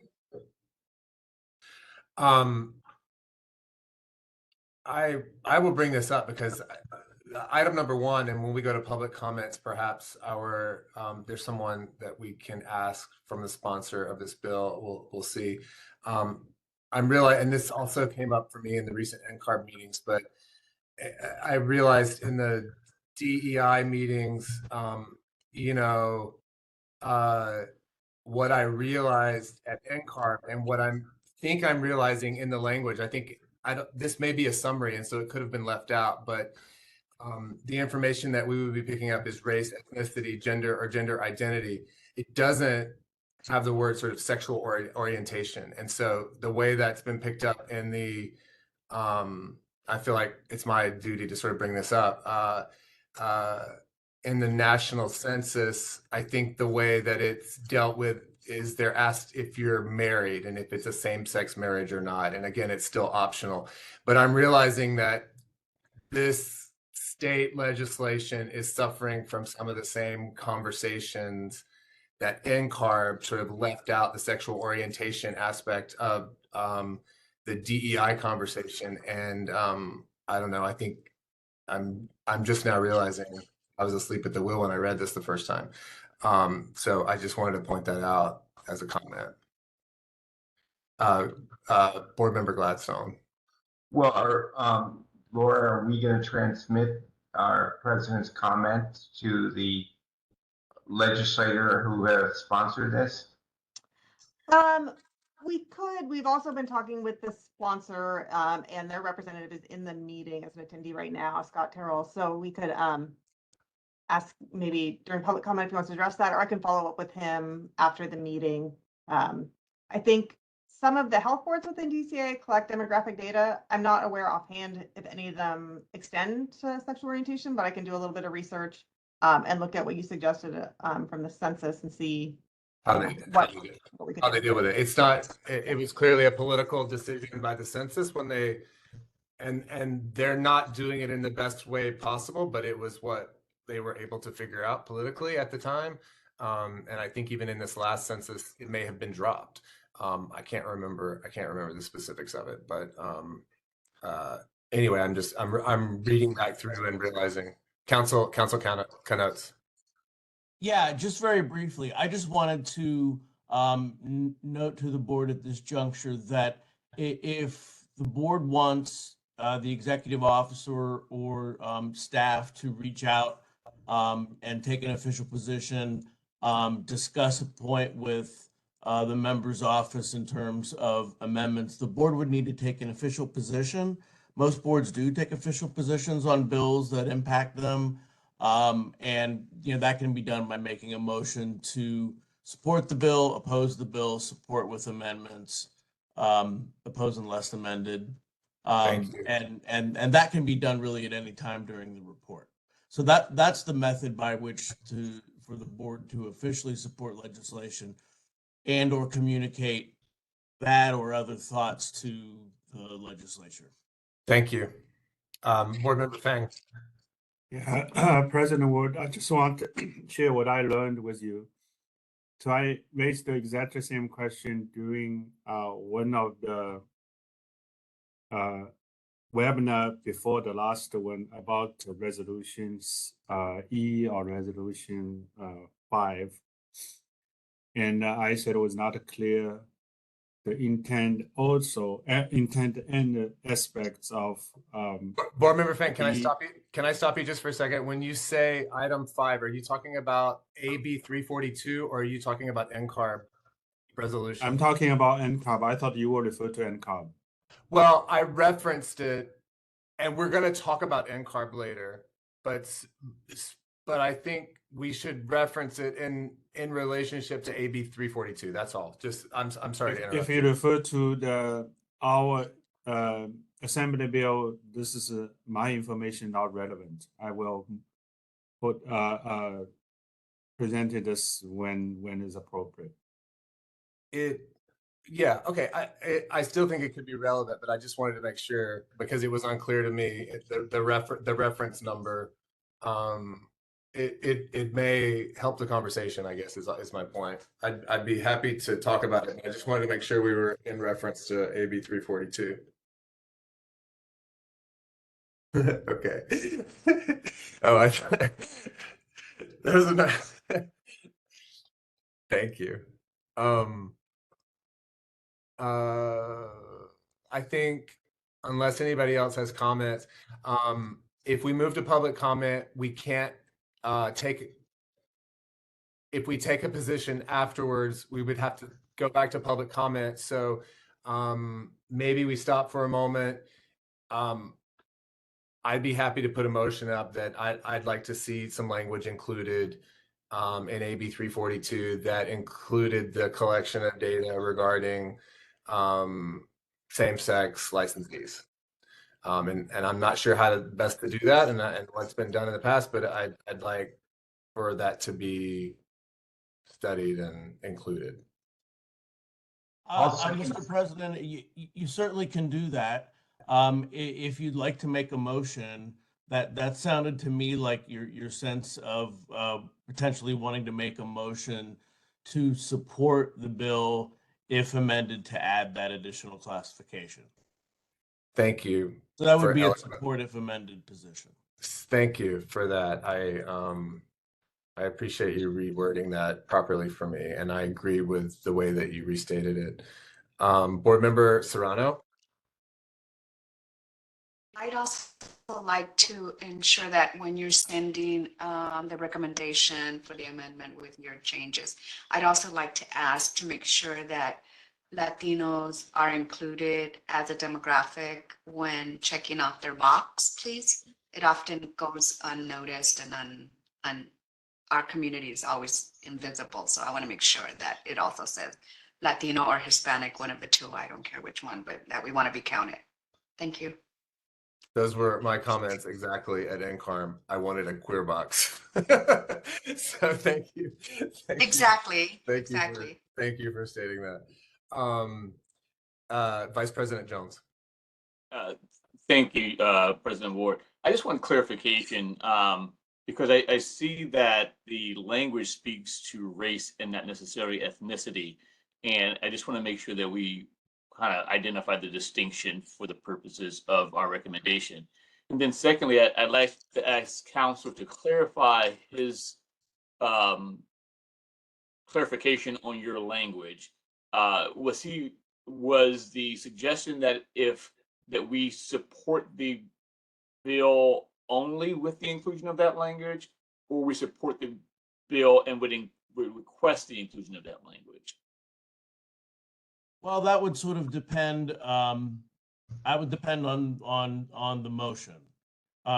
Normally, if the board thinks a bill should change, it will take either a support or opposed position unless amended, depending on how it feels about the overall bill. How about I get your point, Vice President. So maybe we need to split this up a little bit.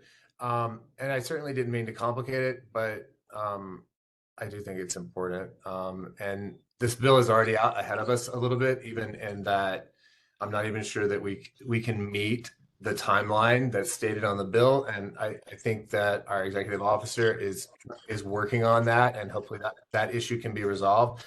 I don't think that we need to take up a motion on that part, but maybe I should poll the board to ask if the board is interested in or would support adding language to our support of this bill being but with the addition of demographic information being collected regarding sexual orientation. And President Ward, I think my concern, and again, I would support that recommendation or that motion. And my only concern would be that the addition of the sexual orientation language would stymie the bill completely. And in some ways, I want to be careful that we don't throw the baby out with the bathwater. And the same, I believe the same thing with ethnicity is that we're talking about race, but there's also an ethnicity component to self-identification that doesn't seem to be reflected in the language. It is. And it's not. I want to be careful that we're not basically in the summary in our packet. And again, I'm not reading from the direct bill, so the summary could be incorrect. But in the summary, it does request that a licensee identify race, ethnicity, gender or gender identity. Gotcha. Okay, thank you. Yeah, I'm looking at the bill, and the bill includes it for what it's worth. Thank you for that. And look, for me, again, I'm just making sure that this discussion about diversity is round. It's often hard to lead a conversation about this because I present very white, but I have a minor queer diversity aspect to me that I feel like it's my duty to sort of keep at the table here. So that's my and I feel like sometimes the gender and gender identity sort of get misconstrued as dealing with sexual orientation, and that's couldn't be further from the truth. So Ward, if your motion is still in place, I would be open. I would be like to second that motion with the corrections provided by counsel. The initial one. Okay. So this Okay, goes I back don't to think we have a motion. I don't think we have a motion on the floor. you helped rework my original one, and so if we take a sort of temperature poll, Right. unless You somebody can go on ahead and make that motion now, but the motion would need to be made and then seconded. I didn't, based on that conversation, I didn't believe the motion was made at that. does anybody want to make that motion, or I'd be happy to make it. Board Member Can I Serrano? first interject for just a second? Sorry, this is Laura. So Mr. Knowles alluded to this, but the board can either have a support if amended position or oppose unless amended. So if you, in general, like the concept of the bill but would like it improved, I would suggest support if amended. I love the bill. I love the bill. I don't want to slow it down. I want to keep it going as quickly as possible. I'd like to support it, but amend it with language to include the collection of data regarding sexual orientation. Nilza Serrano, would you like to make Sure, that? I'd be happy to make the motion. I'd like to make a motion to support AB 342 with friendly amendments to include the boxes that will be queer, make sure Latino is on there, and make sure other groups that need to be counted be in the legislation or in the final draft. Is that good Okay, enough? so Laura, let me just pause there. Okay. Can before we ask for a second, I want to be clear on the motion because the motion maker added some other things that hadn't been discussed, or at least hadn't been in the prior motion we'd been discussing. What did I add that wasn't discussed? So to add a box relating to sexual orientation, and then what were the other two matters? You mentioned, Latino, to ensure Latinos being counted, and the queer, which was essentially what President Ward wanted. I think Latino is counted because both race and ethnicity are part and parcel of the assembly bill. Yeah, I want to make sure because we're not counted in the U.S. be- Census. I want to make sure we're starting to get counted. I think that would be implemented through our own board. So I don't know if that's a separate, like how we implement this. We could have it. We could Yeah. make it a separate motion now or in the future. I'm more than happy to do that as well. I think our board will do that. I don't know how to. I haven't. right. Will the Let me interject that would be done through our own regulatory process. So we would identify those categories. Okay. Thank you, Michael. I just saw, So at this stage, there's a motion on the floor. We really shouldn't be having an in-depth discussion until that's seconded or not. So is there a second for the motion? Yeah, I second the motion that, I'm not sure if it was made by Sonny or Nilsa. I think it was made by Nilsa. I'll second that By motion. Nielsen, yes. Yes, Okay. I second that. So now we can debate the motion. and then we would have public comment, and then we can vote. Can we repeat the motion?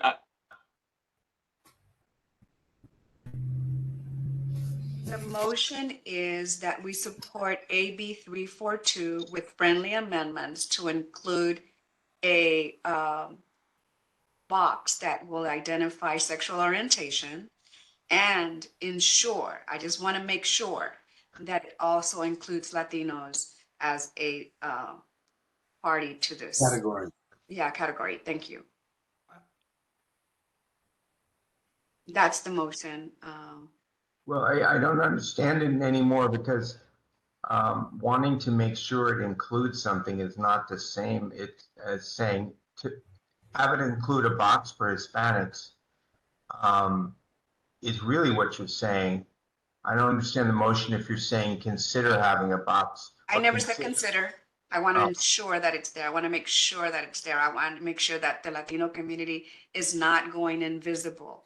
So I want to make sure it's there. Why not just make the motion? Why not make the motion say, and we shall include a box for sexual orientation and a box for Hispanic, and then in the residual box that talks about and other minorities, just say non-Hispanic. I want to stop everybody just for a second. I'm sorry. I want to see if I can help clean this up and move us forward. Mr. President, can I stop you? Can I stop you as well? I need to confirm that motion was seconded, because there was a statement about seconding the motion by Member Gladstone, and then there was continued discussion. We need to have a second in order to keep Second, debating. and then we went into discussion. Who seconded the motion? I seconded it, and then went into discussion. Okay, Mr. President. Okay, yeah, I thought Board Member Gladstone was retracting his second just based on his misunderstanding, but I'm fine moving forward with this. I actually take a little bit of pause with the language of boxes, because like this isn't about getting into the implementation and how this is implemented.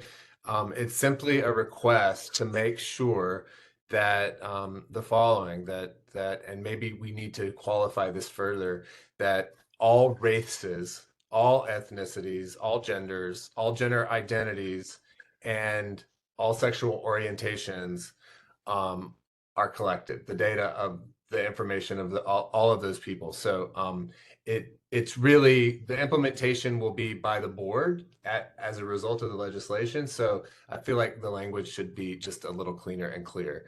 And so I don't know what to do now. Okay, I think what we need to do is I accept President Ward's friendly amendments to my motion. To the motion. Is that possible, Council? Mr. President, in this situation, there's a lot of discussion about this issue. I think if there's going to be changes to the motion, there needs to be a formal amendment made to the motion. We would vote on that, and then we would be back on the main motion. Okay, so let's a lot of different points going on. Let's stay in discussion. And does anyone? I've made a comment. Does anyone? And I'd shortly like to move into an amendment to the motion. But before we do that, does anybody have anything they'd like to say about the movement towards that amendment? I supported the amendment, just so you know. Okay, so Council, it sounds like there's not comment for my movement to that amendment of the motion.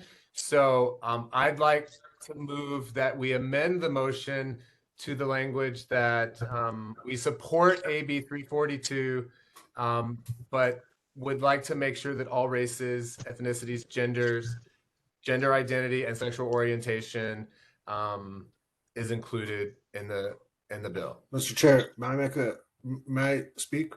Yes. No, there's a motion on the table. Either the motion at this time, we can't debate until the motion's seconded or not.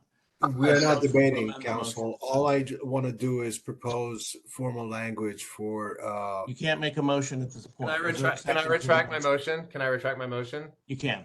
Okay, I retract my motion and would love for our new board member Manoukian to clean this up for me. Okay, what I would suggest would be the following.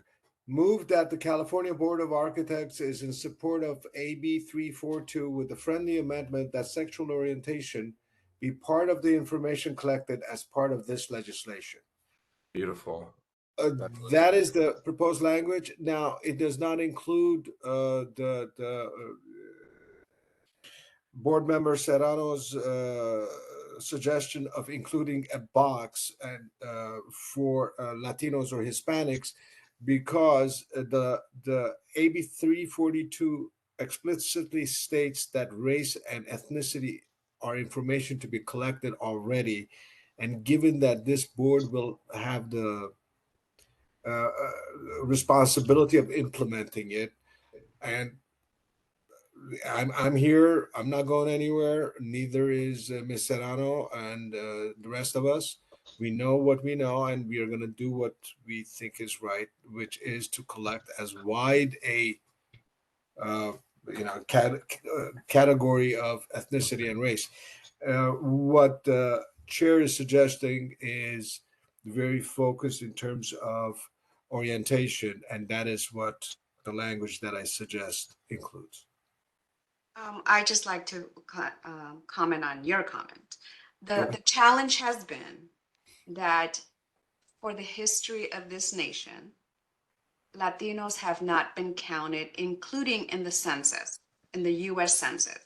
That was a treaty that was negotiated during the Guadalupe Treaty, and therefore we were erased. So now I want to make it clear that in any legislation, in anything that anyone writes, that we ensure that Latinos are counted, not as an other, not as a culture or ethnicity. We are a race. There's really one human race, right? A race is, we're all humans. The only difference is our hues. So however, I want to make sure that Latinos are counted so that we actually have quantifiable baseline numbers. You saw it in the previous demonstration with the NOMA. We weren't even included in that box. So I want to make sure that Latinos are counted all the time. Thank you.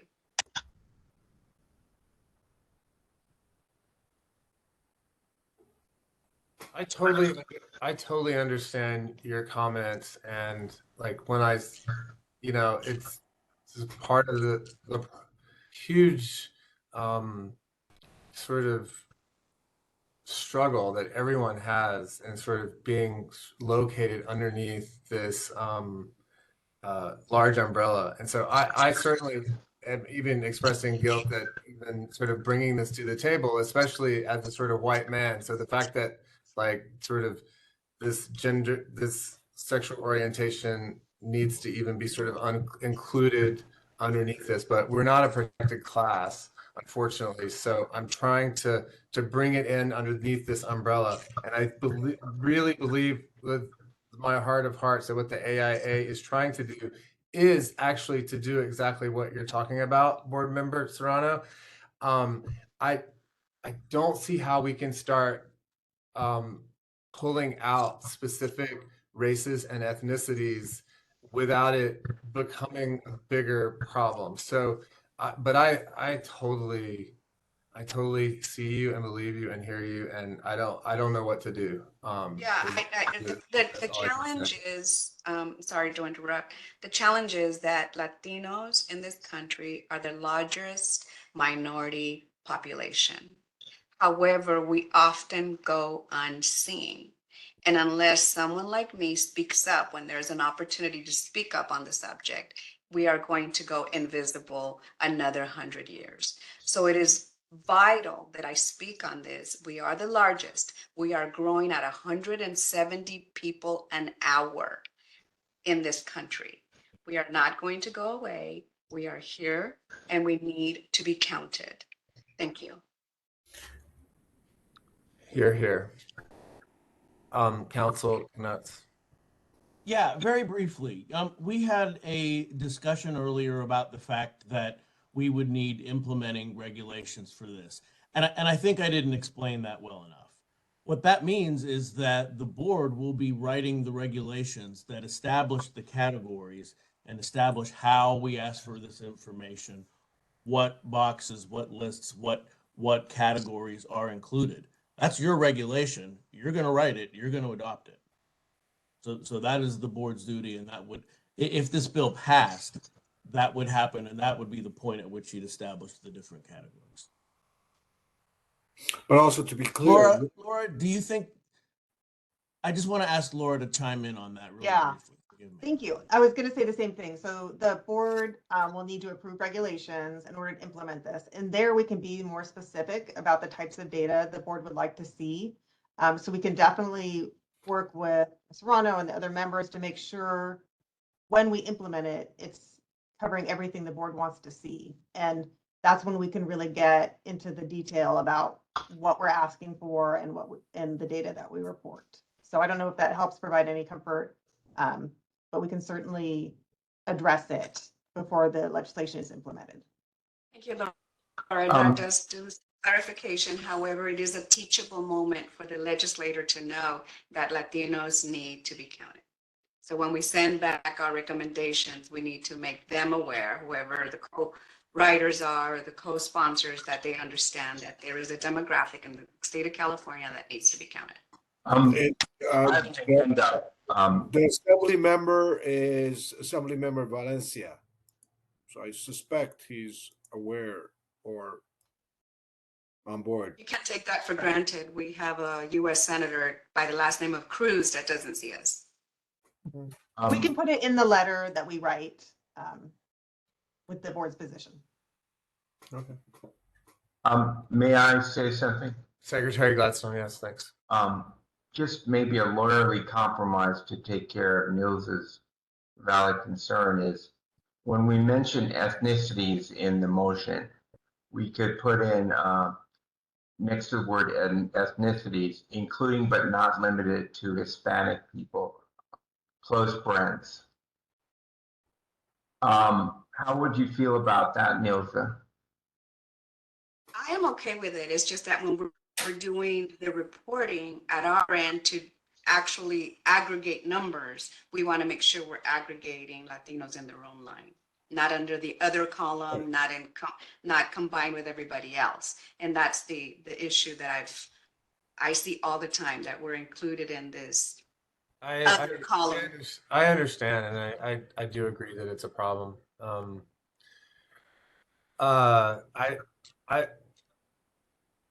I don't know about it's the qualification of like individual. Like, is it legal to single out?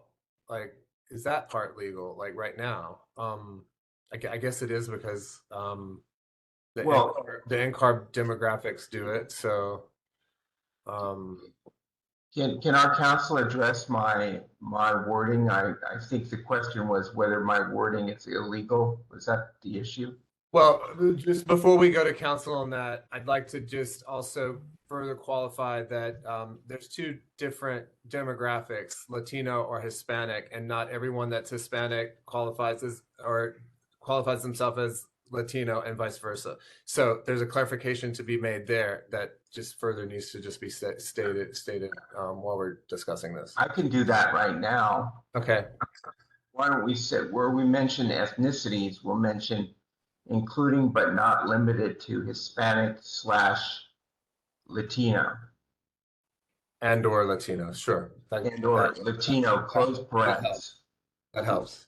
So And if you wanted me to chime in here, frankly, I think the better approach, and Laura, you can see what you think about this as well, is to just make that comment to the member in the letter and let them decide how they want to incorporate that. I don't know that. With all due respect, Michael, we have a member that feels strongly that this should not be in a cover letter, and cover letters get ignored and separated from what they're attached to, and what's attached to the cover letters, what we're talking about. So in deference to Niels's concern, I don't think it's enough to put it in a cover letter.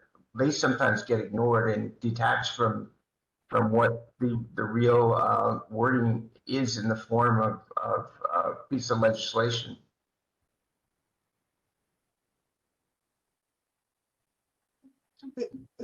We can do whatever the board desires here with their motion. Pardon? Would anyone like to make the motion with my friendly amendment, Mr. President? So moved. I think that we've gotten lost. So I think that I heard President Ward start to make an amendment, and I think he rescinded his amendment, and I think member Manoukian basically then made an amendment to the amendment. So is board member Manoukian's amendment now the amendment on the floor? Manoukian, I believe, and correct me if I'm wrong, member Manoukian retracted his, or it sort of got retracted in discussion. And now member Gladstone has offered up an amendment that it seems like Mr. Manoukian is willing to second.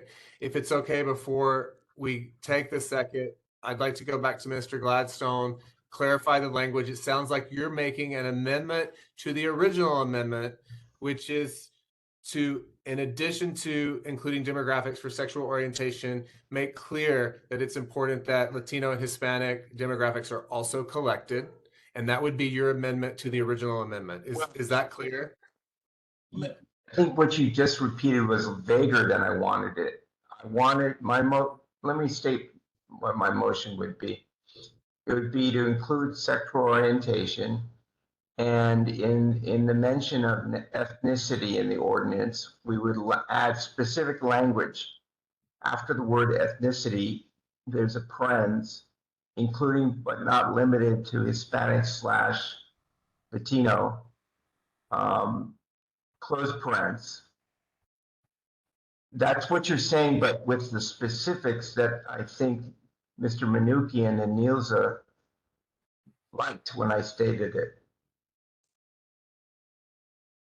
I believe we're stepping on a lot of people's toes right now, because like we're really getting differences between race and ethnicity and Hispanic and Latino really mixed up. And I don't think it's our, like, I'm not sure, I'm not well enough versed to know what the language should be, but I'd hate for our board to put forward something that is inappropriate or offensive to specific races and ethnicities out there. So that's my concern with this specific language that you just put out. And I would need somebody that is better at this than me to restate. I think that as the only Latina in this room or in this board, that I have a little bit of I agree. weight. And yes, you're right that there is a confusion between Latino/Hispanic. The president of the United States at the moment is considering adding Latino/Hispanic to the census for 2030. So it is now in his purview that Latinos get added as a race in, or Latino/Hispanic get added as a race in our US Census, and it's long overdue. So I would, I accept Board Secretary Gladstone's amendment to ensure that we are not included in the other category, that we are actually included in a category or a segment, or however we are going to do it, however we are going to implement the policy when it does come to us. However, I think it is an important teachable moment for those who are going to read what our recommendations are, that they see that for far too long, Latinos have been invisible. So that's my one point, to send it back to the legislator. And then, yes, I will help with all of you, hopefully deal with how we're going to implement the law should it pass. Thank you. Council Connects. Yeah, very briefly, just by way of a point of order. At the moment, we are currently debating the original motion made by member Serrano, and there has been no amendment to that motion that has been seconded. So we are still debating the original motion. If at this point the motion is to be changed, we need to make an amendment to the motion, vote on the amendment, and then proceed back to the main motion. So there's been some discussions about where we are. I just wanted to clarify that. Well, I'd like to make an amendment to the original motion. Can we just wait just a moment, Secretary Gladstone? I want to go to our executive officer to make sure she didn't have something. You had your hand up. Okay. No, that's fine. You're fine. Okay. Okay. So, okay, good. So there's not extra information So let's go back to Secretary Gladstone. Thanks. I'd like to make an amendment to the original motion that adds sexual orientation in the recital of the, what gets addressed. And in where the legislation mentions the word ethnicity, I'd like it to say ethnicity followed by the following parentheses, including but not limited to Hispanic and or Latino, close parentheses. That's my motion. That's an amendment motion. Thank you.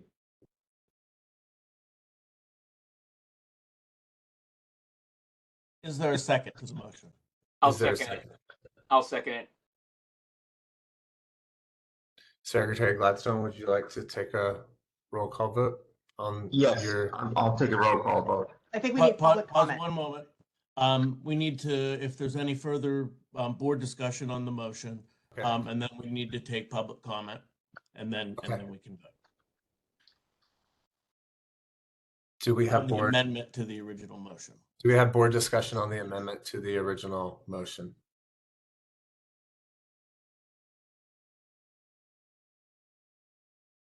Sounds like we can move to public comment. We are now accepting public comment on the motion. If you would like to make a comment, please type the word comment in the Q&A box in the lower right-hand corner of the screen and send that comment to all participants. Dial-in users, please dial *3 to raise your hand, and we will call on people in the order we have requests. We're going to take a few seconds now to see if we have a request for public comment.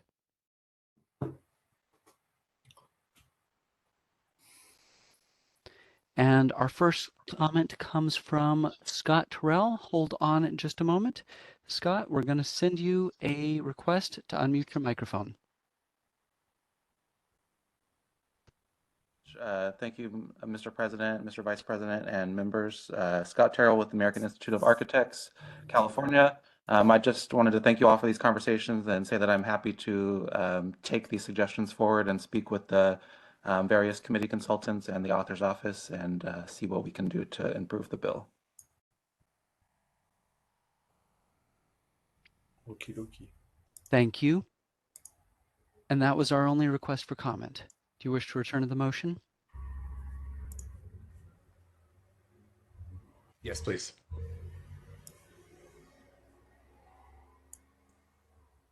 Okay. We'll now, Secretary Gladstone, if you'll take a vote on the amendment to the motion, please.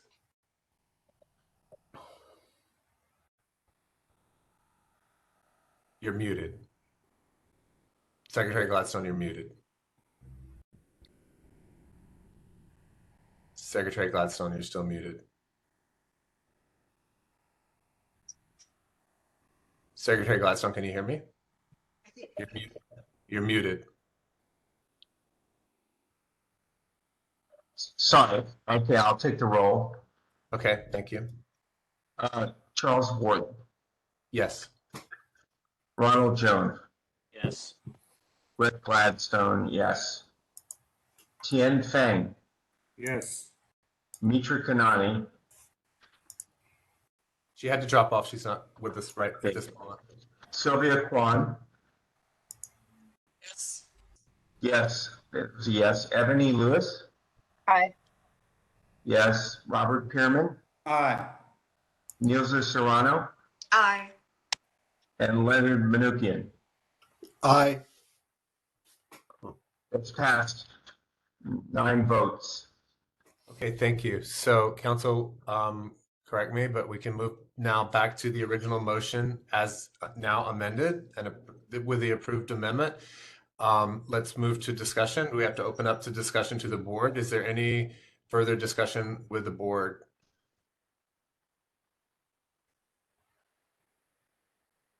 Okay, let's move to public comment.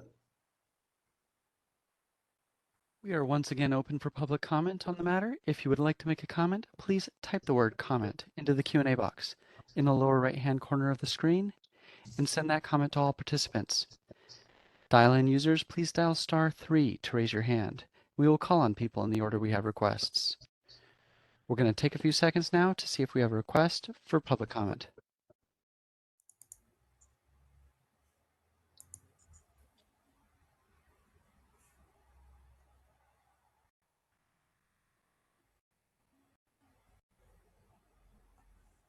Seeing no request for public comment, do you wish to continue? Yes, please. Thank you. Secretary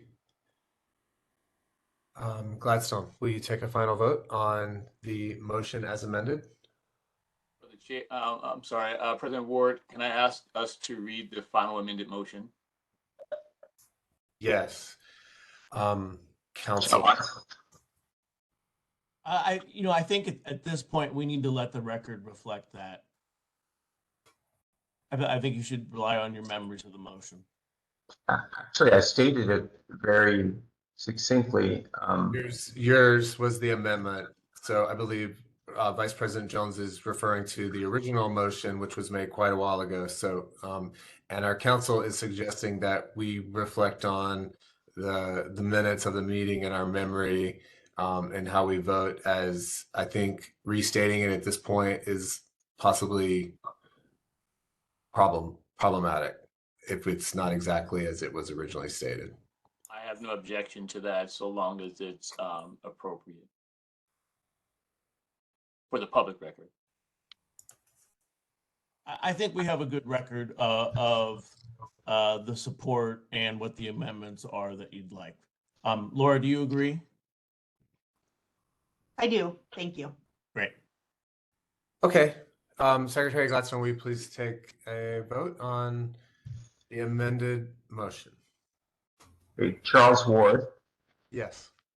Ronald Jones, Yes. Malcolm Brett Gladstone, yes. Tian Feng, Yes. Mitra has stepped away. Sylvia Kwan. Yes. And Ebony Lewis Yes. and Robert Perman Aye. and Nilza Serrano Yes. and Leonard Manukian. Yes. That has carried 9 votes. Thank you, Secretary. I believe we can pass this section now of legislation. Unless anybody would like for us to go on record in support of SB 372 or SB 544, or do further discussion of those, or if somebody would like to make a motion that we support those as written, and then we can move on from legislation. And we don't have to even take a position on either one as well. If we need one, I can make that motion, but I don't think we need one, right? We don't need one, but I'm comfortable with you making that motion and taking a second. Okay, I make a motion to adopt the two legislations listed. Support those legislations. Okay. Is there a second? I will second that. Mr. President, we should consider each of those bills separately in terms of supporting a bill or not. Otherwise, you have issues where members may want to vote for two different questions at the same time. We should separate. I agree. Okay, so let's start with. Well, let's retract. Tian, will you retract your support? I retract my motion. I change my motion to remove to support SB. I'm gonna suggest that we move forward and that we not take positions on these two, because I support it's not what's in your mind. Yeah. Okay. Do we need to go back for any public comment, Council? Or I think we do on the entire report, because those are the other two bills that we didn't take. So we'll, unless a member has a comment to make before, I'll take this to public comment now. We are now open for public comment on the entire report. If you would like to make a comment, please type the word comment into the Q&A box in the lower right-hand corner of the screen and send that comment to all participants. Dial-in users, please dial *3 to raise your hand, and we will call on people in the order we have requests. We're going to take a couple seconds now to see if we have a request for public comment.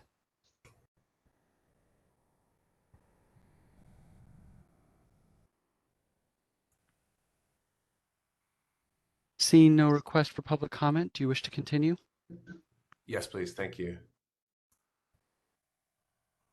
Thank you guys all for the patience getting through that. I apologize. I lost control a bit, but I am so grateful for all of you. Thank you. I think we don't have a lot more to go. However, I'd like to suggest that we take a very quick 5-minute bio break and come back shortly and let's push through. And there's just two more items that are important and that we can get through pretty quickly. So it's 12:14 now. Let's all turn our cameras and mics back on at 12:20, please.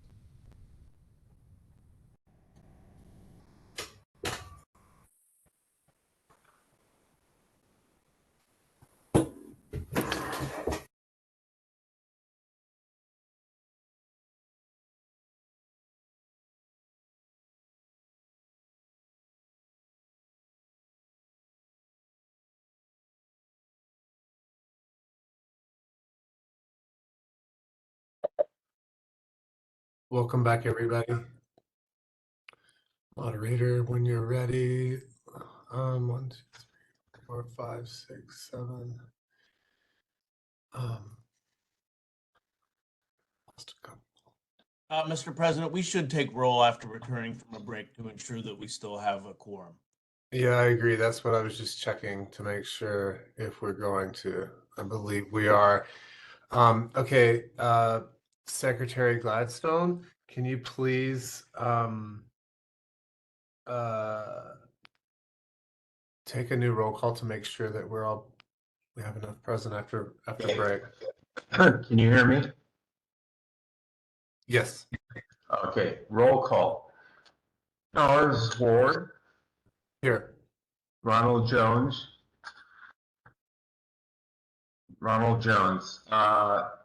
Tien Feng. Not here. Mitra Kanani. Not here. Sylvia Kwan. Sorry, I was here. My microphone's muted. This is a Tianfei. Okay, Tien Feng here. With Sylvia Kwan. Here. Ebony Lewis. Robert Pearman. Present. Musa Serrano. Here. Leonard Manukian. Present. I think that counted 7, which is a quorum. Great. We'll move forward to our next agenda item. Our executive officer, Zuniga, is going to present this to us. I'll let you go first. Okay, thank you. So this is update and discussion of NCARB. Our first item would be update and discussion of committee meetings. I don't know if anyone has any update from any committees they're on. But if not, we can move on to the next items in here. These are all in regards to NCARB's annual business meeting, which is next month.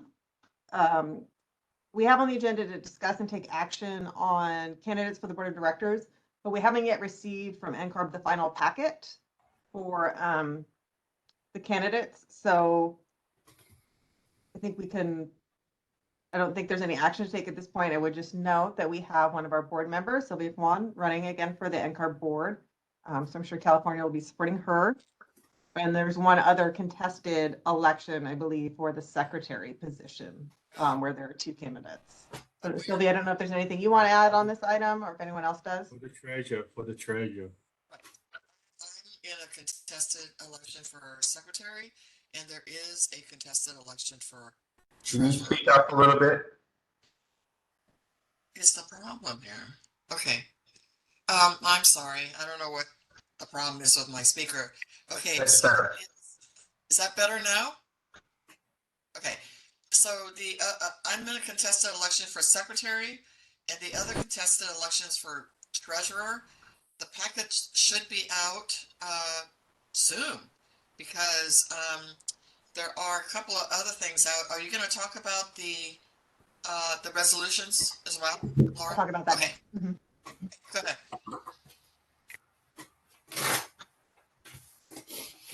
Okay, so if there isn't any more discussion on the officers, we'll go on to the resolutions. The resolutions are in the packet, but after the packet was assembled, NCARB sent out some updated information.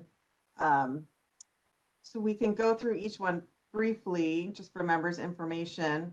The first one is an update to NCARB's model law and regulations. This is something that went through extensive review a couple years ago, and there was that membership adopted changes to both NCARB's model law and regulations. So this first resolution is comes from the Mississippi board, and they're asking for an expansion of the model regulations to further define the term responsible control. Mississippi feels that it's too vague to use for enforcement purposes because of the terms like oversee, delegate, and integrate can be open to interpretation. So what they would like is for an amendment into their modeling on language in the engineering model law and regulations, and just hoping for maybe a little bit more discussion of this issue amongst the design professions.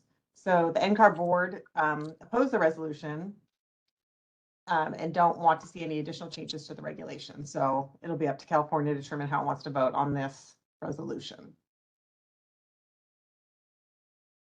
Any questions on this one? No.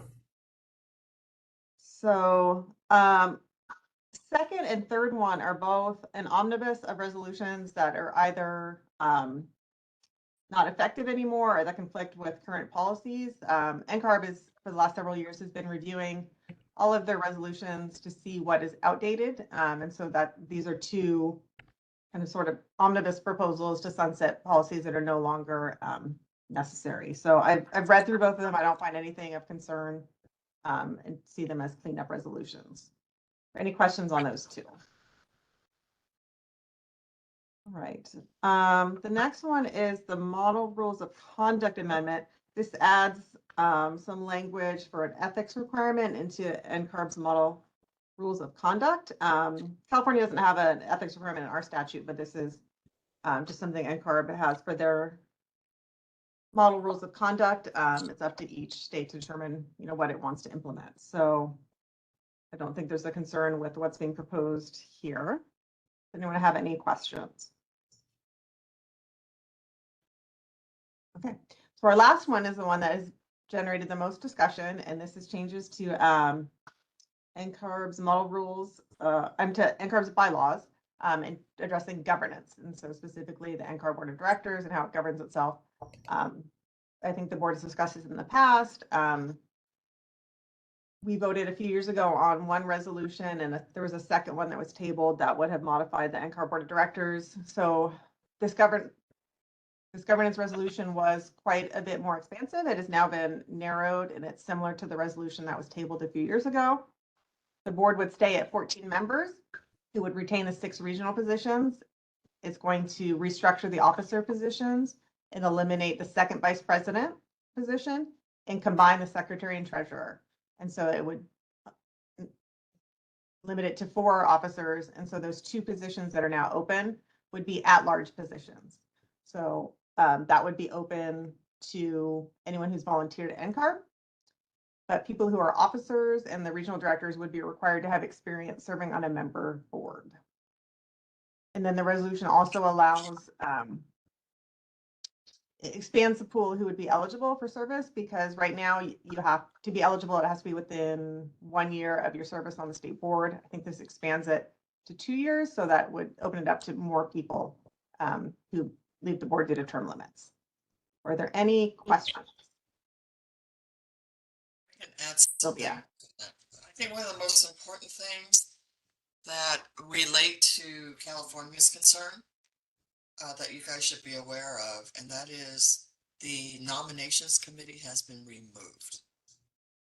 And that was really important when we were all meeting in Hawaii about that issue, that I know specifically board members were concerned that would give too much power to a group of people who would then become sort of, it's just, the concern was that it rested too much with this committee. So the committee's been eliminated, and it's going to be, you can nominate yourself just like you do today. And then the 2 committees that will be involved would be credentials and DEI. So that still has to be worked out, exactly and how that would work. But that was one of the main concerns that I heard from not only California, but all over the place. Everybody, some of you attended, right, those listening sessions. You heard that people just weren't comfortable with a nominations committee. So that we had lots of discussion about that on the board, and people on the board said, well, if they don't want a nominations committee, so be it. Let's just have nominations, self-nominations, just like we do today for these 2 at-large positions, and let the existing committees that are already in place, again, the credentials and DEI, handle it in some way. And I'm not exactly sure how that's going to work, but I think that eliminates a big barrier. The other major discussion was 2 at large versus 4 at large. Because if you all remember in the survey, it was about 50-50. Some people wanted 4 at large to grow the board to 14. I guess 16. And the other thought process was to leave it at 2 at large. So right now it's going at 2 at large, but I've heard just rumblings. I can't confirm anything, but I have heard rumblings that one of the either regions or one of the states might actually put forth a what do you call that, Laura, when is it like I don't know. It could put forward an amendment to the resolution, but NCARB does restrict the ability to do that. So, but that could be possible. Yeah. That's what I hear.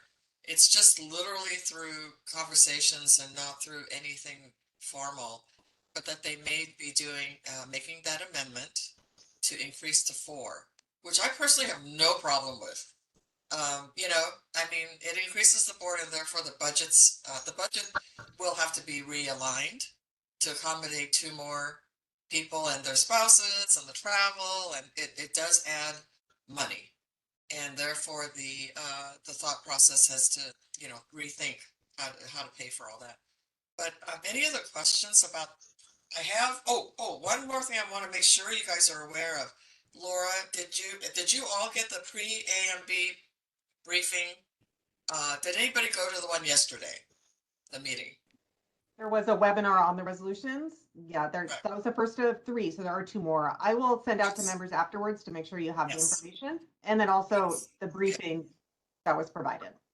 Right, exactly. The briefing, and also the next one, which I'm going to be attending, is June 1st, noon our time, and Laura will send that to you. I think it's really important for those of you who want to weigh in on this new resolution. If you're satisfied with it, let them know. If you're still not satisfied with it, let them know. And at that point, I don't know, maybe the region that I heard from will speak up and say, we are going to be putting forth this amendment to go to 4, but we shall see.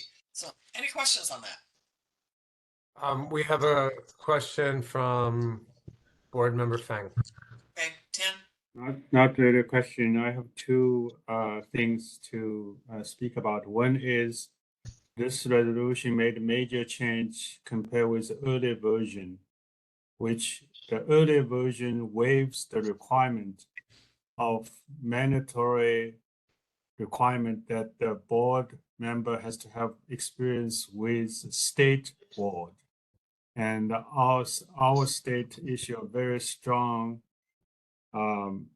language that we will not accept that waive, because it's critical to have the board at the national level have state board experience, and for the purpose of conduct the whole regulatory business, and also the national board carries the name of us, the National Council of Architecture Registration Board, and the national board receives the funding from government, public funding. So our voice was strong, and that's why that requirements now reinstated here very clearly. You must have state board experience in order to serve on the national board. Yeah. So this is the major accomplishment in my view. And the 2 is, I don't know, Laura, if we need to vote on support or position on each and every one, but this one, I would really like to see the board vote on, have a clear instruction. We say yes or no. We don't need to vote on each one. It's certainly up to the board if you want to vote on this governance resolution, but it still be pointed out there may be additional changes brought forward. So in the past, we've just had discussion and left it up to the board's voting delegate to make the final determination, but certainly up to the members. Let me respond to that a little bit, Tian. Not only did California have a problem, but a lot of states had issue with the fact that one of the ideas was to waive the board service, but there was pushback, and you're right. Now, what it did do, though, is extended it to 2 years. So, for example, if you're off the board in 2023, you can actually run for the at-large position in 2025 with no problem. Whereas before it was a real barrier. You know, if you weren't on the board, you couldn't run. So people, a lot of good talent and a lot of good volunteers fell by the wayside. So that was an unnecessary restriction, which this resolution tries to take care of. Thank you, Board Member Fang. Does anybody else have any questions or comments? I have a comment, Board Member Serrano. question, and a concern. Thank you. First of all, I'm glad that they got rid of the nomination committee, because that was the one that I was accused of not reading. And I never saw so many architects turn themselves into a pretzel to make sure that they did not offend the people that were running for leadership. Anyway, nonetheless, I move on. But I do want to say, I'm wondering, is the convention still going to go forward, even though that state has implemented the most racist laws against LGBT, Latinos, immigrants, and so on? And are they still going forward with that convention as of now? Right. I mean, isn't that the $20 million question? You cannot. Well, I thought, yeah, I thought the idea of this governance change was to improve DEI, yet they are willing to go to a state that is causing some of the most egregious, horrible, yeah, yes, and draconian laws against diverse people up in the nation. So I'm just concerned. It is. Sorry. Yeah. Don't forget the don't say gay law too. Don't forget that.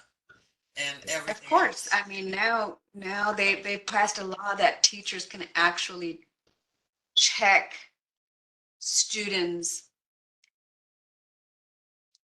It's just too even difficult to say. Students' genitals. Yeah. From the, yeah. I mean, are you kidding me? They're removing books from libraries and so on and so on. Anyway, so it's just a little concerning that NCARB would still go forward with the convention there. Thank you. Thank you for letting me know that's still going forward. Thank you very much. And here, it's so, there's so many troubling things happening right now across the board. But I want to get back to Board Member Fang's suggestion that we sort of take the temperature, and I'm comfortable with taking a casual temperature. We're sending, I believe, Vice President Jones will be our voting delegate. So I believe he's up to date with what's going on.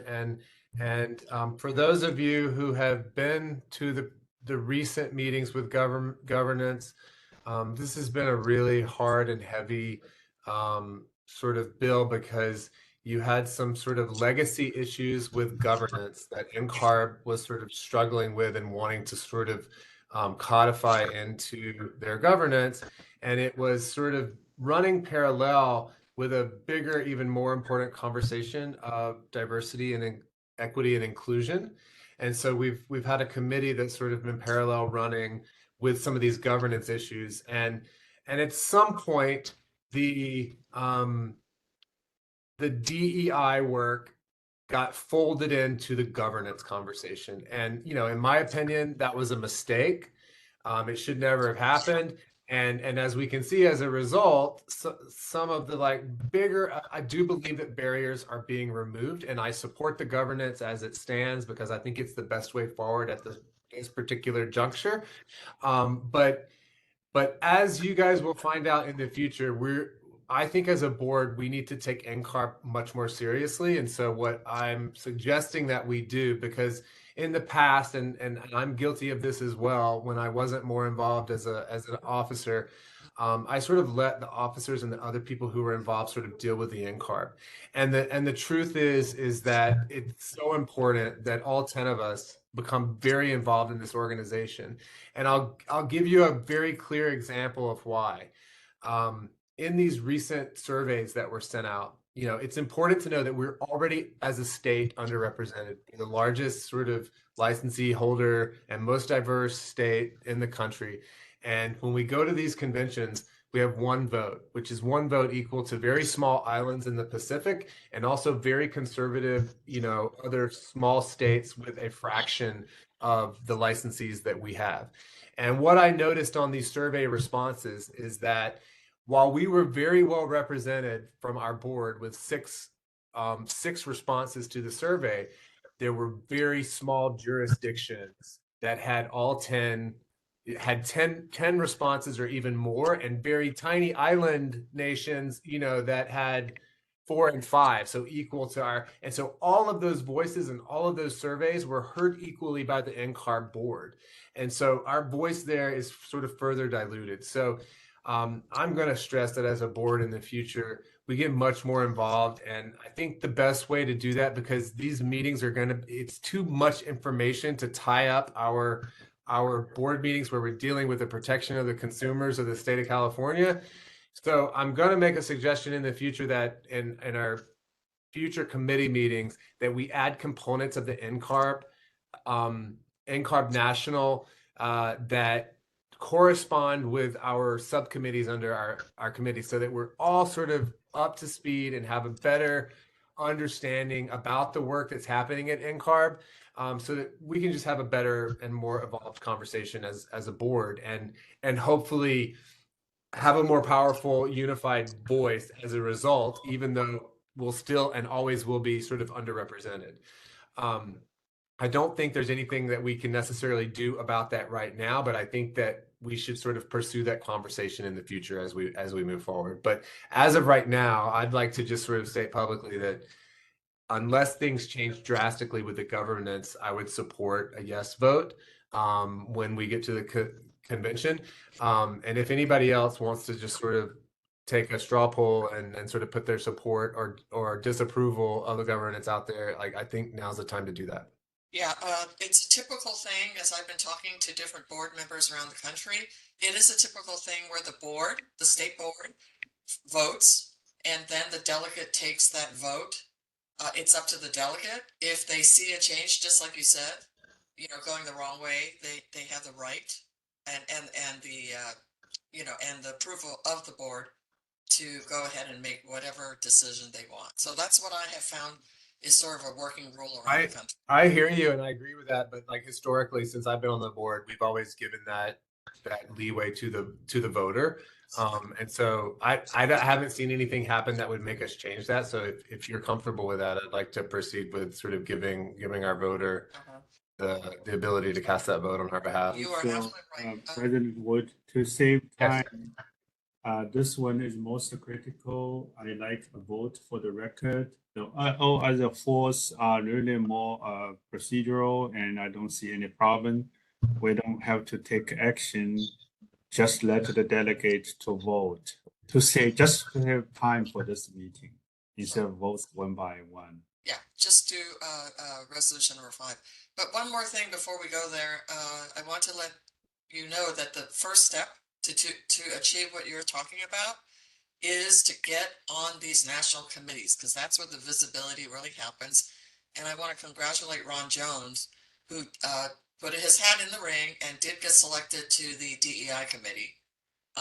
Any other people, any other ones of you, sorry, anyone else on national committees for 2023?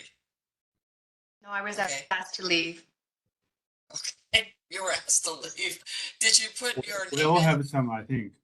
Did they really ask you to leave? Oh, they rotate. NCARB has term limits on committee members. Niels, you served very long. You're probably longest serving member.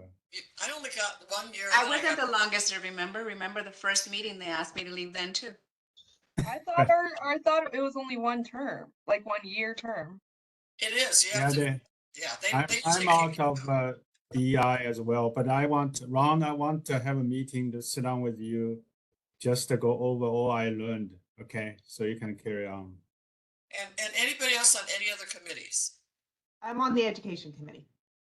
Okay. Laura is? Yes. Excellent. We're All right, done. well, Well, thank you all for your service. Yes, It's thank important and necessary, and appreciate it all moving forward as well. It seems like yes.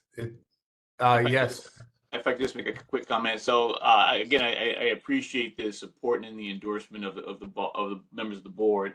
I should mention that I have since I've been asked to serve. I've since spoken to the current chair of the DEI committee. I've spoken to board members Nilza Serrano on our board, and I do intend to speak to both board members Kwan and Feng in the next few days to kind of get their historical feedback as well. So looking forward to servicing and looking forward to moving forward what I hope to be a pretty productive and efficient and robust DEI effort. So thank you for your support. Thank you. Board Member Lewis. Mute. Muted. Do we know yet if they are going to let past public board members still serve on the national board yet? yes. I believe They are? I believe the answer is yes, because remember the 2-year rule that I just mentioned? If this if this resolution passes, you have 2 years to throw your hat in the ring. And I fully expect you to do so, Ebony. I agree. I agree. I think Here, you have here. 1 year right now, Ebony, but I'll double check. And Sylvia's right about the change in the language. But I'll put it in an email to you so you have You guys can keep me posted. Yes. Obviously, before we state support or not of this, because it sounds like there's a want to do that. The DEI committee was sort of viewed not the DEI committee, the nominating committee was, in my opinion, definitely an unnecessary barrier to running for office. And so while I'm in approval of that, I just want to state again how sad it is that a lot of the DEI committee work feels like unregistered in this governance. And so I want to charge us as a board to make sure that we fight forward with the future work that board member or Vice President Jones and the DEI committee at NCARB are doing to make sure that there's some kind of effort for recruitment of diversity across all spectrums of NCARB. So that is the disappointment in this, but again, I still am supportive of it completely. So if unless anybody else has anything to say, I'll make a motion that on the governance, let me see what the name of the governance is. It is amendment and restatement of NCAR bylaws. The amendment that I'd like to make a motion that we as a board support the adoption of the amendment and restatement of the NCAR bylaws. Would anybody like to second that? I have a second. I'll second. Board member Fang was first, so we'll have him second that.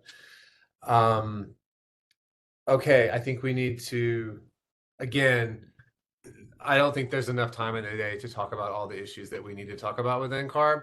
So I stress again the importance of moving a lot of these conversations into our committee members and bringing everybody up to speed. And I pledge that I want to make that happen and get everybody up to speed. So we'll do that. At this time, let's move to public comment on the NCARB section of our. Well, I guess we have to do it on the motion first.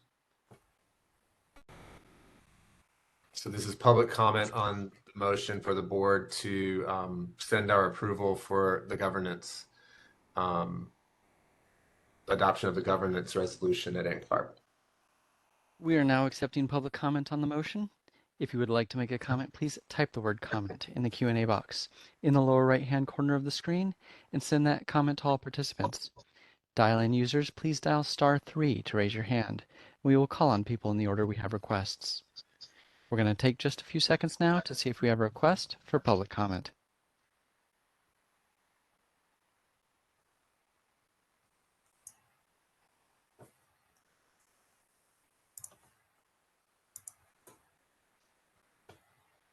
Seeing no request for public comment, do you wish to return to the motion? Yes, please. Thank you.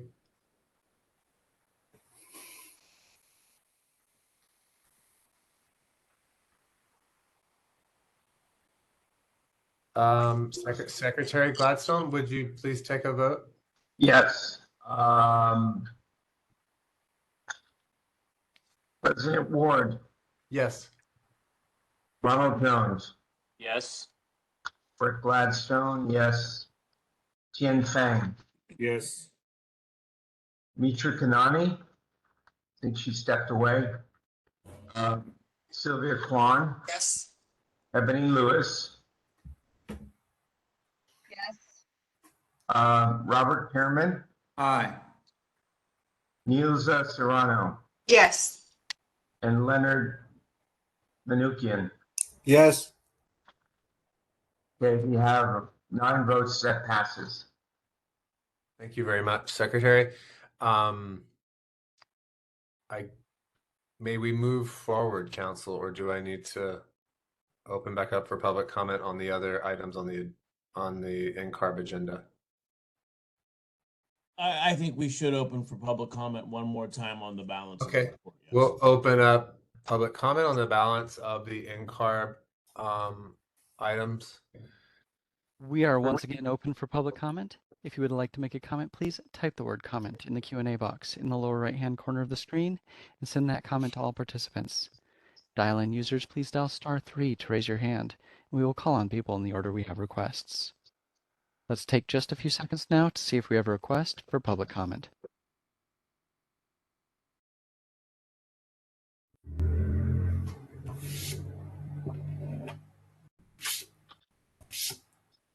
Seeing no request for public comment, do you wish to continue? Yes, please. Thank you. We're on item update on committees. Today's update on committees is on landscape architects technical committee. I can start with this one if you'd like. Yes, thank you. Okay. So we just have one item from the most recent LATC item for board discussion. And this is the only discussion item. This isn't for action, and this is just for a preliminary discussion to get board members' feedback. And we have the LATC chair with us in the meeting, and also our LATC liaison, Ron Jones, can speak about this as well. But they had a strategic objective to look at evaluating their structure and determine whether or not they should suggest a change. And so the item for the board discussion is discuss having a merged board or a multidisciplinary board with architects and landscape architects to provide better representation to increase efficiency. So this would obviously be a significant change, and this is just a preliminary step in any possible change. There's no specific proposal on the table. This is really just to get initial thoughts from board members. LATC itself will need to discuss this more and determine, there would be lots of practical questions that would need to be answered. But at this point, really just to get members' initial thoughts and feedback. And then there would be plenty of opportunity for more discussion. There's no set, structure or plan in place. It's really just an opportunity to hear what members have to say. Thank you very much. I personally think that there's the possibility of some alignment and can see some positives in this. But I think it's way too early for me to weigh in on any specifics. So I'll sort of move around and see what you all think. Let's start with Board Member Kwan. Yeah, there's a couple things in this idea that are worth talking about.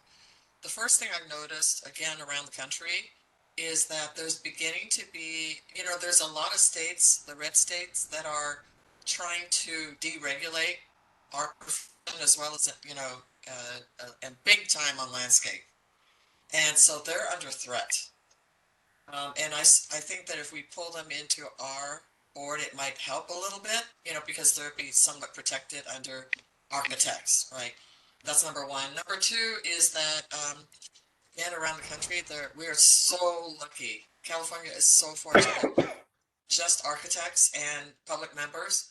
We are one of the few there are many that are mixed boards, meaning that, I mean, there are land surveyors, engineers, mechanical engineers, civil engineers, landscape architects, and you name it. And it just dilutes the efficacy of these boards at the NCART level. Okay, so we, as much as we are not that happy about only being one vote, at least we have architects show up, and we have a lot of variety in our rotation.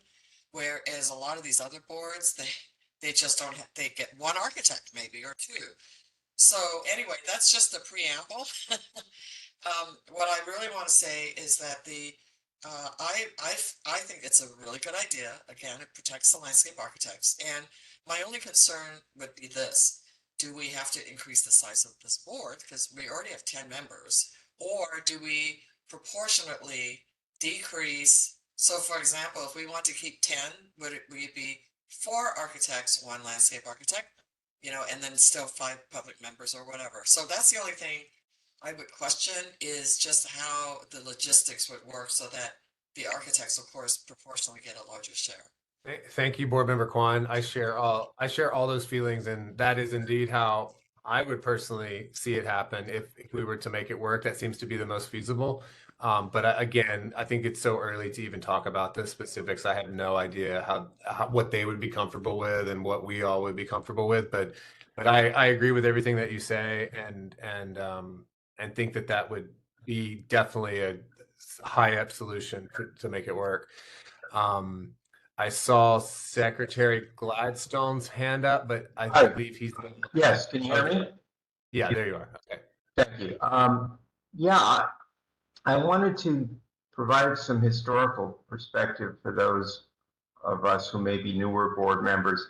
The landscape architects were once part of our California Architects Board. We were merged, and now that there's talk about, and then they separated. They wanted to separate, and I think I'm sorry to stop you, Secretary Gladstone. Laura, can you let us know the specifics of that history? Because I'm not sure that's exactly correct. Yeah, and thank you for bringing that up. I should have given a bit more history in the introduction.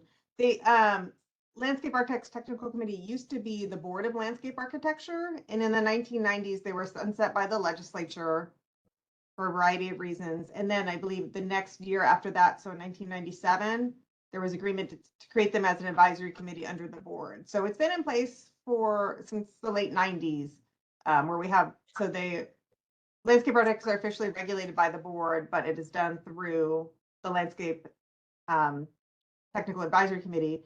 And then the board in the past has delegated most of the discussion and decision-making to the extent it can to the Landscape Architect Technical Committee, and then the board ratifies that position.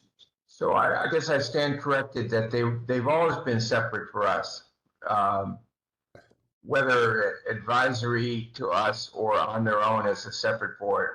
Okay, well, nonetheless, so I won't ask the question of why they wanted to separate. I don't need to know that. But I wanted to talk about their goals, what they express as reasons for wanting to join us. One was efficiency. 2 was better representation. I'm not sure what that means. Better representation of whom? I'm not sure who that is. And to strengthen the distinction between the 2 boards,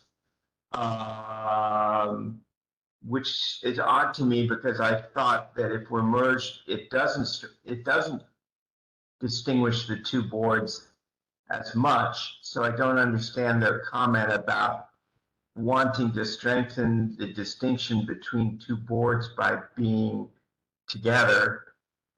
The one thing I don't see in here as a reason for joining us is economic, but maybe that reason exists. From what I'm hearing, their board is running out of money and doesn't have a vehicle that's easy for them to raise the money, and that's part of the reason they want to join us. And is that somewhat correct?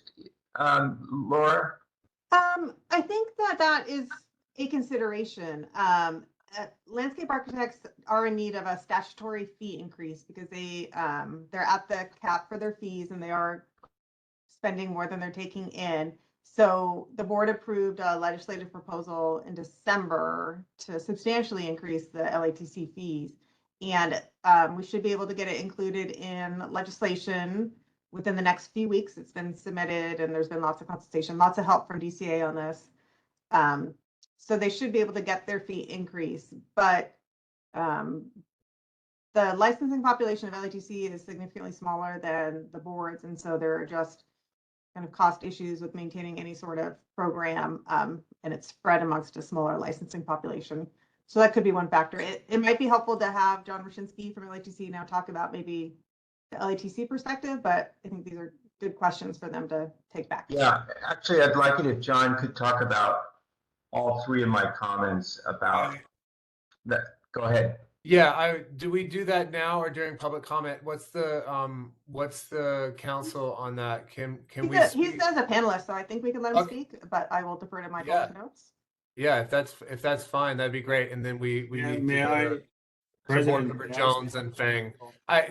Board Member Jones had their hand up first, so like maybe we could go to Vice President Jones, or we could hear from our landscape committee president, John.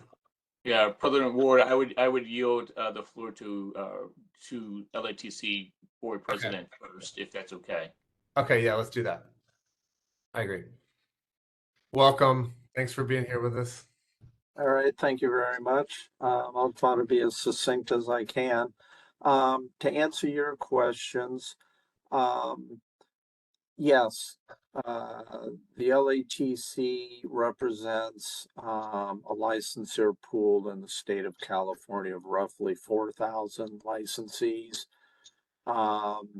Compared to the architects or the engineers in California, that it's a much smaller number. However, it is important to point out that the number of licensees that we have in California far exceed any other state in the country. And typically, in regards to regulation of the profession and dealing with our national organization, CLARB, typically what happens in California affects what happens elsewhere throughout the country. Most of the other LA boards look to California in regards to the way that we deal with specific issues related to licensure and regulation of the profession, as well as consumer protection, DEI, that type of thing. In regards to the finances itself, we essentially, just based on the way that the boards and commissions and bureaus are operated within DCA in California, there's a set operating costs that are associated with that. Recently, with the business modernization, there's been a lot of additional costs that have been covered by our licensees. And one other point to bring up as well is that a few years ago, the LATC actually had a substantial reserve. The state basically forced us to give that up through a reduction in fees, which helped accelerate the deficit that has been developing in regards to operational costs. And so over the last year, we've taken a much harder look at that, have restructured our fee schedule based on the assumption that in order to stay operational, that we have to increase our fees to cover those costs. And so that proposal has been put forward and hopefully will be approved by the legislature. And in regards to your third point, about essentially strengthening the differentiation between landscape architects and architects through the consideration of a joint board. Essentially, what our thought is there is that because we lost our board and were subsumed under an agreement to become a committee, an advisory committee under the California Architects Board, our thought is that if we were to become a merged or joint board, we would be recognized on an equal basis in regards to our regulatory oversight and other matters of consumer protection. We would be a little more visible that way. So that's essentially what we're sort of looking at. We're not asking to be better than or any of that, but we just felt that because our two professions are so parallel in regards to the issues that we deal with, that to address licensure and public protection as a joint board, there would be added strength for both of our organizations as far as that goes. And in regards to any type of a board makeup, if there was a proposal to go forward on what the makeup of the board would be, there's a number of different factors and everything that will have to be looked at much more closely in that regard before we would be ready to make any type of a proposal to the board on that. So that's what you mean by better representation. It refers to being on the board. Well, it would be, yes, more or less having a seat on the board, and assuming that that would be a voting seat that would lead additional credence to consumer protection and the importance of professional licensure. Thank you for that. Let's go to Board Member Jones. Yes, one of the things that I think is worth noting, and I asked Laura this question on a separate conversation, is the critical path that needs to be taken into consideration as we have this conversation. And Laura gave me some dates, but I'll defer to her. And I think it's been mentioned that part of what triggers this conversation is that the LATC status sunsets in the next 2 years. And so we either renew or restructure, and some of that is triggered by legislation. So there's some date critical or date specifics that are critical to this exercise, and I'll defer to Laura to provide that if it's critical to the conversation. Thanks. So yeah, I originally envisioned both the board and LATC are going to be going through sunset review next year. Our report is due to the legislature, I think, at the beginning of 2024, and in the spring of 2024, when we have our hearing and our discussion for the legislature, and then they need to pass legislation in 2024 to extend both the board structure and the LATC structure. So I had originally envisioned that would be the appropriate time for the legislature to consider changes to the structure, because that is really what sunset review is for. But it may be that we're not quite ready at that point. I think the more we talk about this and at the staff level and get into the questions of how it works, there's just a lot of things to address. So it could be that we're not ready by the beginning of next year, but we could mention in the report that this is something LATC and the board is studying. And we could still go back beyond that date if there is a proposal. So I don't think we don't have to hold ourselves to that date. That helps. Thank you. Board Member Fang.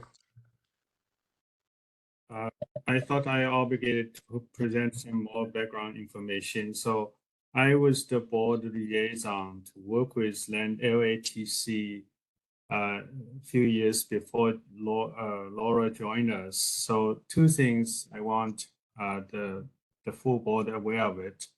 I hope, John, you agree with me. Although it's named as a subcommittee, but the LATC's operation is a mini board. Okay, they have their own process, and they get a very close attention to my involvement. I report to the board, and I bring all their proposals and decisions to the board, and prepare the board to take action. So as I also one time joined them to attend a national conference with CLOT, which is equivalent to NCOB. So I don't see, as it is now,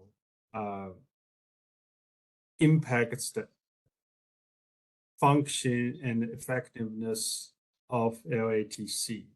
So even we're facing a sunset, the immediate plan would likely to be stay as it is as LATC to the board. However, there is a value, John, I think you're seeking for a joint board. If it's a joint board, then you can have the name directly including landscape architect, perhaps give you more leverage at the national stage.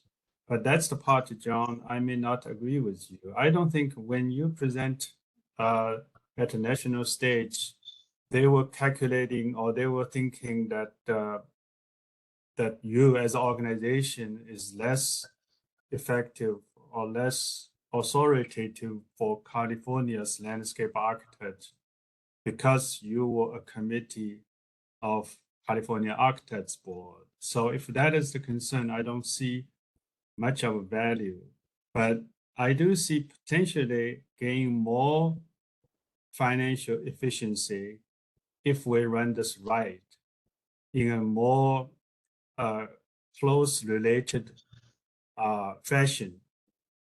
How do I know? We don't know. We need to explore. So we have some time. I urge the staff and urge the board and the committee to continue to explore what is the best way to integrate the two entities. So give us some time brainstorming and lead us to there at some point. Thank you for that.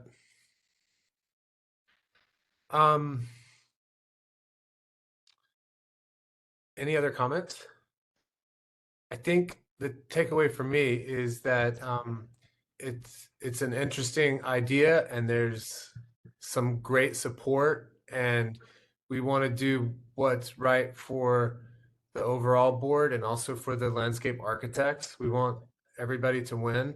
And I think what I'm hearing from our budget office and also from the landscape committee is that, and also from our own board, as member Feng just eloquently spoke about, this is a longer term conversation than sort of quick flippant reaction. So I'm looking forward to seeing what where you guys want to take this, and we're here to support you 100% and whatever your decision is, and we'll try to make it work for all.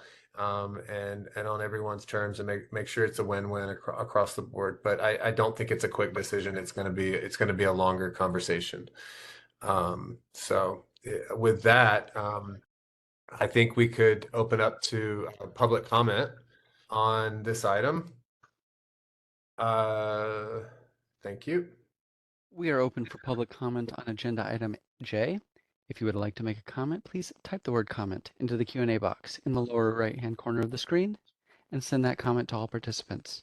Dial-in users, please dial *3 to raise your hand, and we will call on people in the order we have requests. We're going to take a few seconds now to see if we have a request for public comment.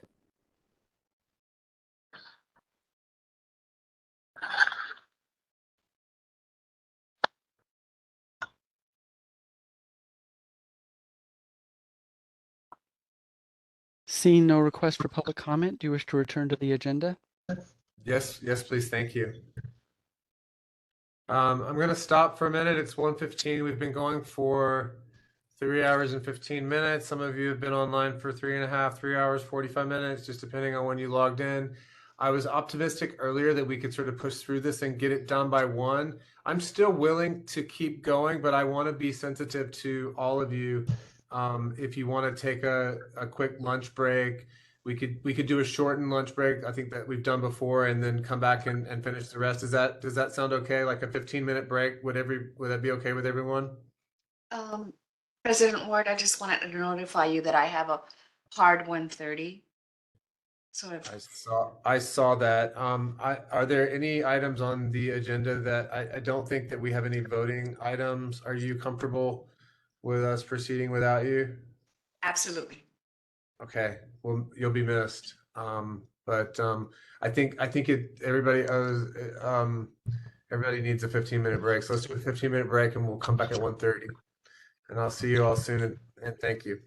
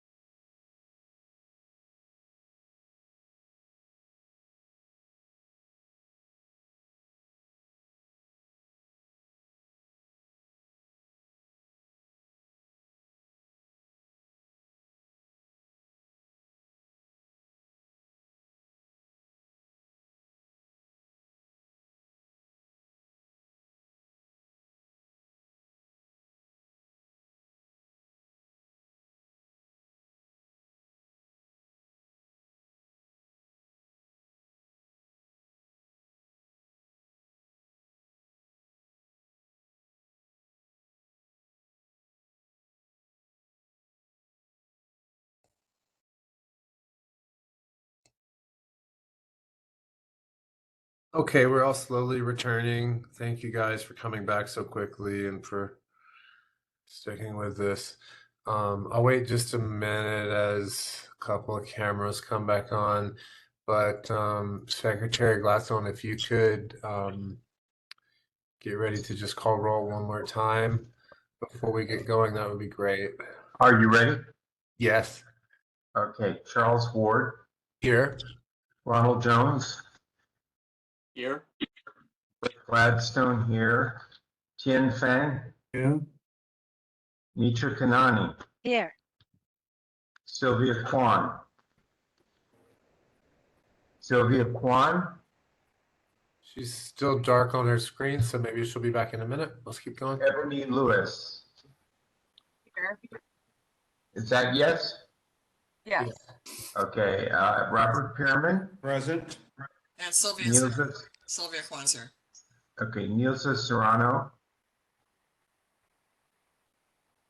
Nielsa is not back yet, I think. Nilsa's away now. She's, So we have 9 strong. yeah, she's not coming back. Okay, and Leonard Manukian. Here, yes. So I think we have 9. Thank you so much. Okay, we'll move on to the next item in our agenda, which is our executive officers report. Hello again. Okay, I will succinctly go through the report and then we have a presentation afterwards. So this is starting on page 67 of 67 of the packet. We have an update on the meeting schedule, the budget, which we already had a presentation. Business modernization, I have an update from what's in the packet. We are going to go live with the first release of the system next week for Landscape Architect Technical Committee and June 1st for the board. In this first phase will be the automation of our eligibility application, our California supplemental exam application, and the initial license application. So by June 1st, these services will start to be available online for new candidates. And we'll start publicizing that, and it's sort of a soft launch at first as we work out the kinks, but DCA has been great, done a really good job with this project, so I'm very excited to see it go forward. Any questions? All right, so moving on to the next page, we have some personnel updates. Also one update that's not in here, our regulations manager, Kim McDaniel, had left the board earlier this year. And I did hire a replacement who will start next month. Tim Rada, who used to be with the board in the licensing division, so he's going to return. So he's got a lot of good program expertise, which will be great. So an update on our outreach or social media. And thanks to Lori in our office for doing our social media posts. I think she's been doing a good job. And there's an update on our regulatory proposals. We have a few on the agenda, so I won't go over these in detail. But just to mention that our fee increase is taking effect July 1st. And we're continuing to work on the zero net carbon continuing education regulation and should be on track to meet our statutory deadline. And then we have an update on the LATC regulations.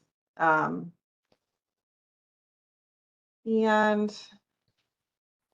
moving on to page 8, we have our exam statistics. You can see on the CSE exam, we have a good first-time pass rate of 79%, 68% for reciprocity candidates. And then underneath that, our ARE data and the results by division are pretty similar to what we've seen, with the lowest pass rates in practice management and project planning and design. And then on the next page, a comparison between California candidates and national. And then on page 10 of the report, we have data that we received from NCARB, so thank you to NCARB for this. But it's data on the pass rates since NCARB released the practice exams, the pre-practice exams. So you can see the first half of this chart is for all candidates and broken down by demographic group. And then underneath that, it's the same groups, but for California candidates specifically. So the pass rate for all candidates using practice exams is 62% versus a 49% pass rate for candidates not using them. And then for California, it's 60% pass rate using the exam and 44% for those who don't. So this is great information to have. I think it's great that NCARB has made these practice exams available free. And we'll continue to try to publicize it and make candidates aware of it I think we'll see great results with this. It's pretty amazing, isn't it? I mean, It it's is. just amazing. It's great work by the NCARB staff to get Yes. these practice exams available. And you know, we were only talking about what, $200 and something to take it, but that was a barrier Yeah. for so many of these candidates. It's a really, really good to know. Thank you for sharing this. Yeah, it's great data. So thanks to NCARB for making it available by our jurisdiction too. That's really helpful. So after that, we have data on the landscape architect exam, their CSC exam. There was not a national exam administered during this quarter. And then on to the next page, we have some enforcement statistics, complaints received. We also have on the next page a chart for landscape architects. And then at the bottom of that, their most common violations, which was requested at our last meeting. And then following that, we have our enforcement actions, which are also available in our newsletter. Are there any questions from members? Okay, so the next item here is a discussion of one of our strategic plan objectives, which is providing more detail on enforcement cases in this report during board meetings regarding decisions on cases to make information more accessible and inform consumers.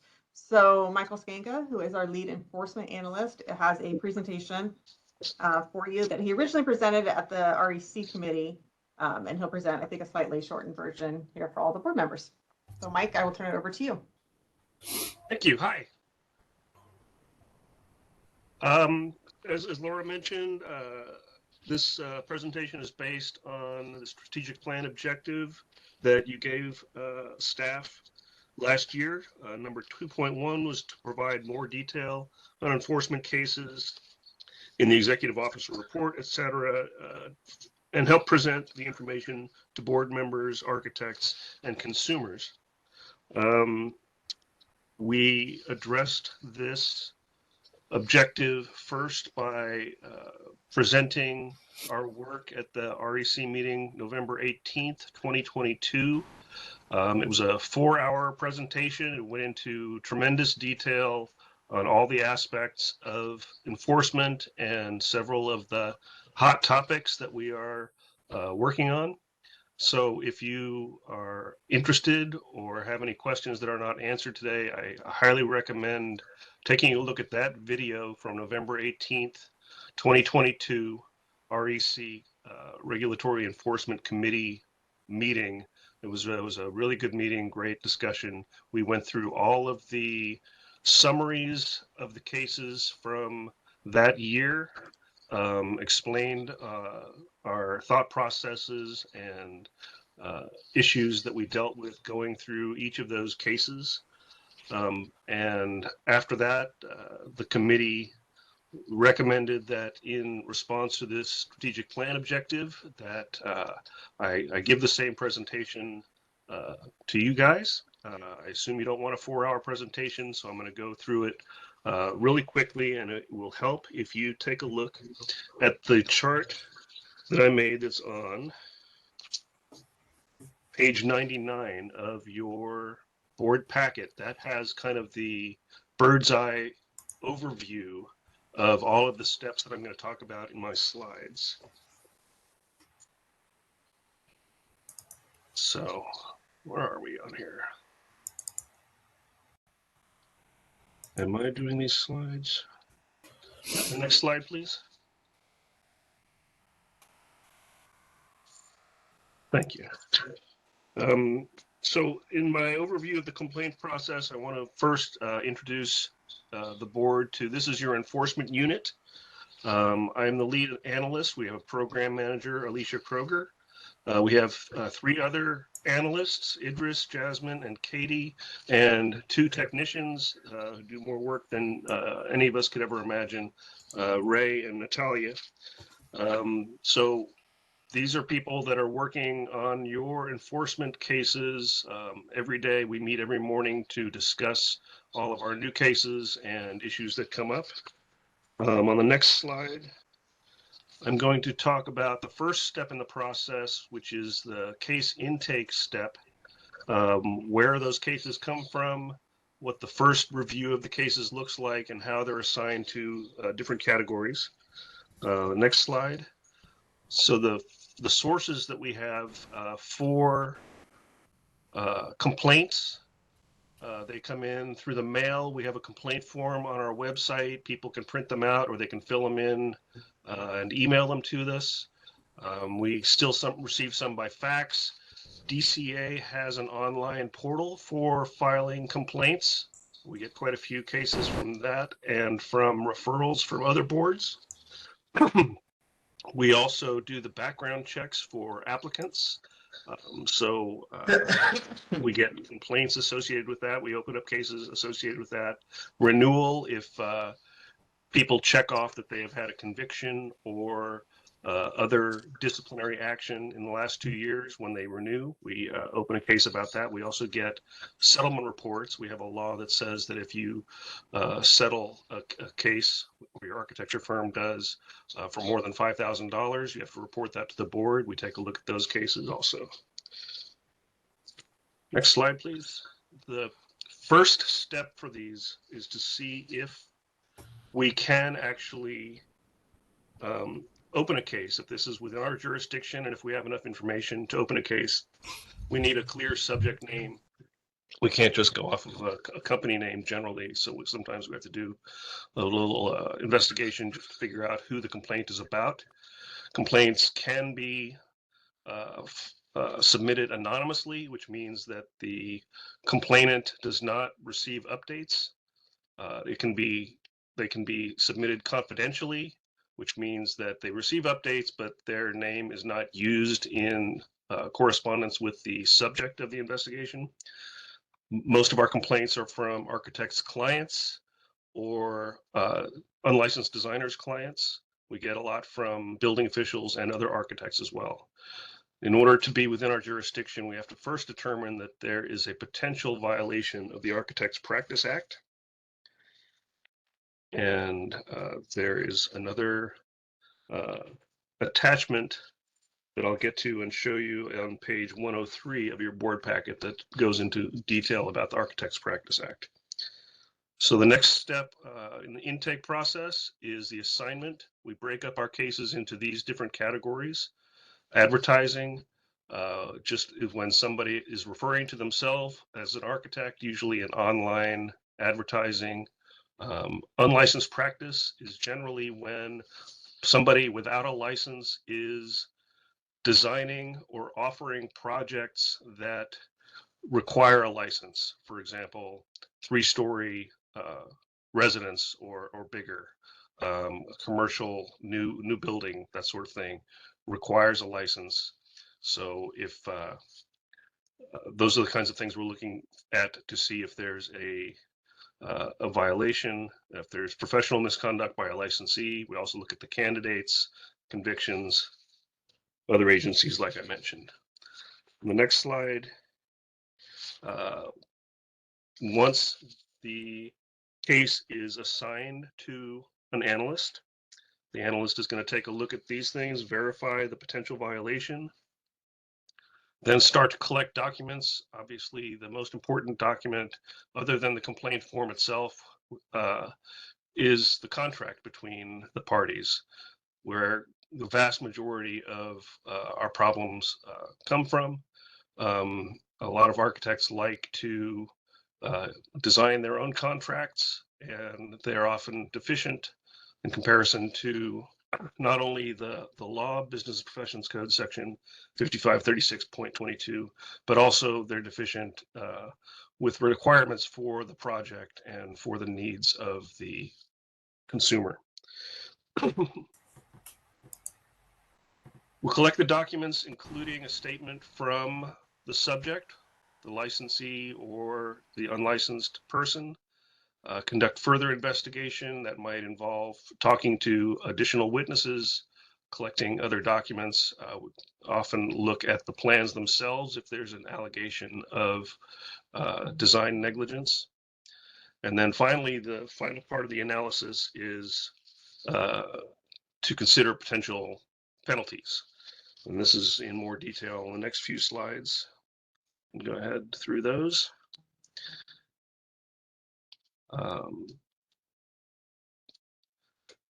We're not only looking at the violations, but I also wanted to mention prioritization. DCA has guidelines for prioritization of cases, which I've also included on page 100. And the Division of Investigation has similar criteria for prioritizing cases. And we work on these.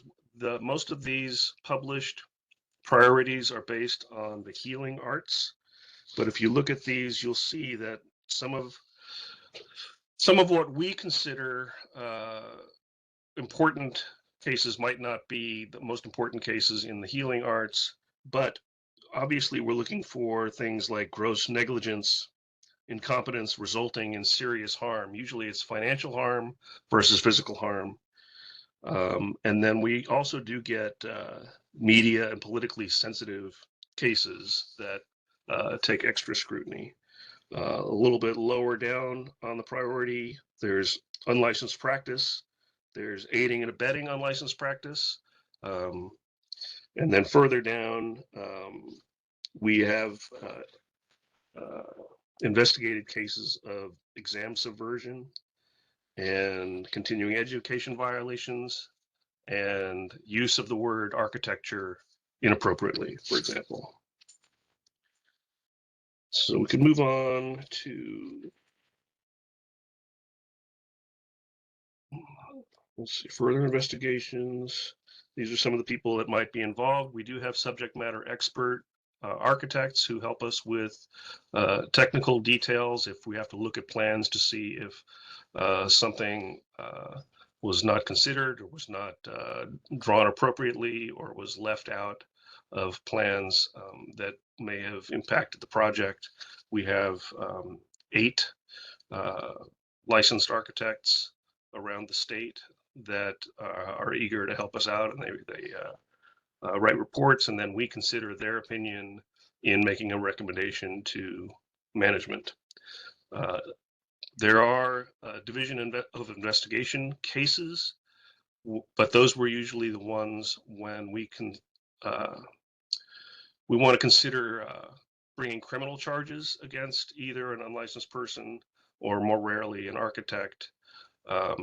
This would be things like where an unlicensed person has a repeated behavior of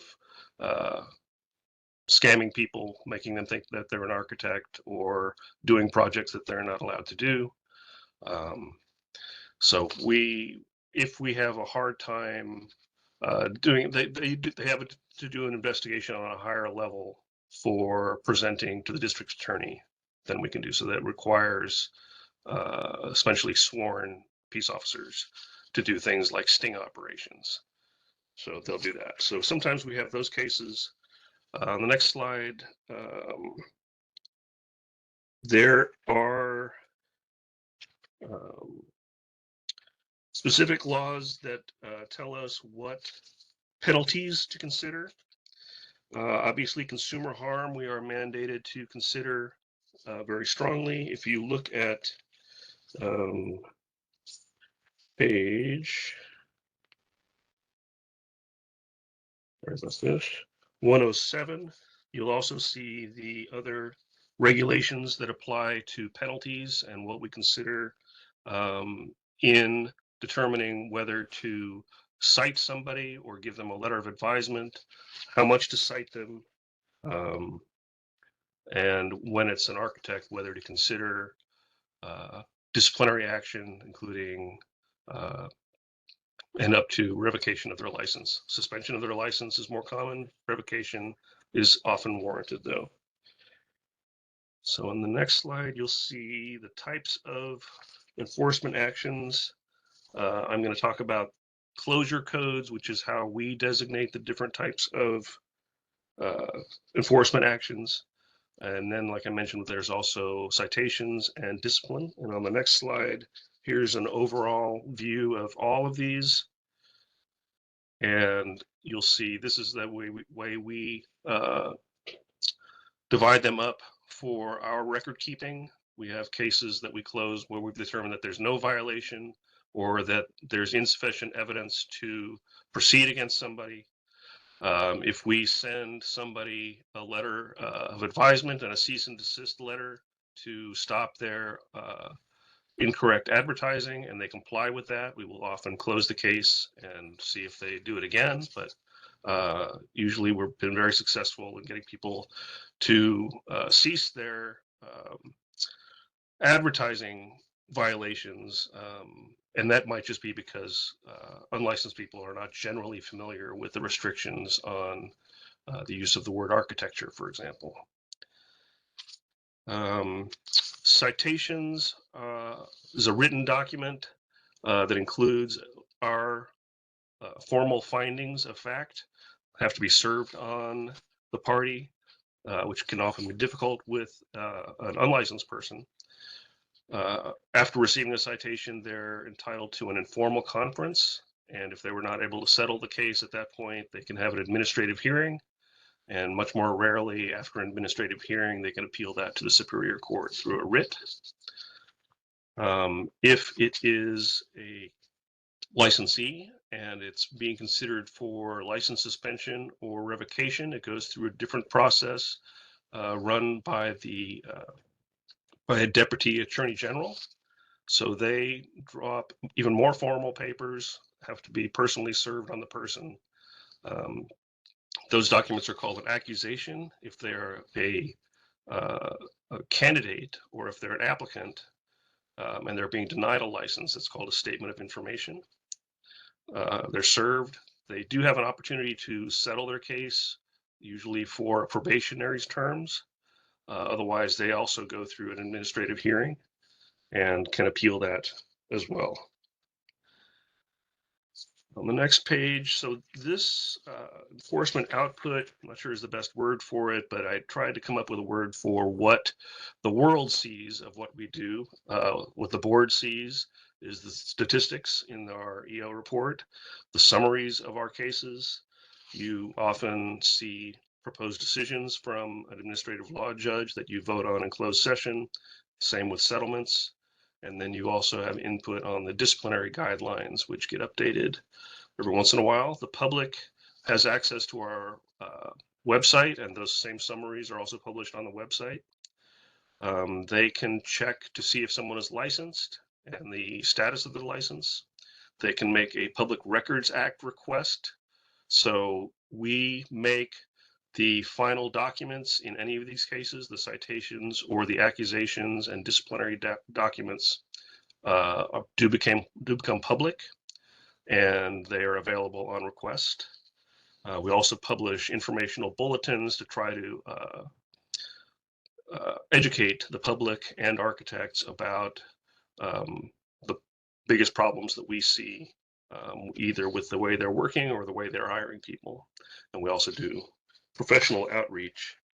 And finally, on the next slide, I'll just reiterate that we were asked to discuss these points within the strategic plan objective, and we're looking for some feedback from the board about how they think would be the most effective way to educate yourselves, architects, and the public on things that you think are important about the enforcement process.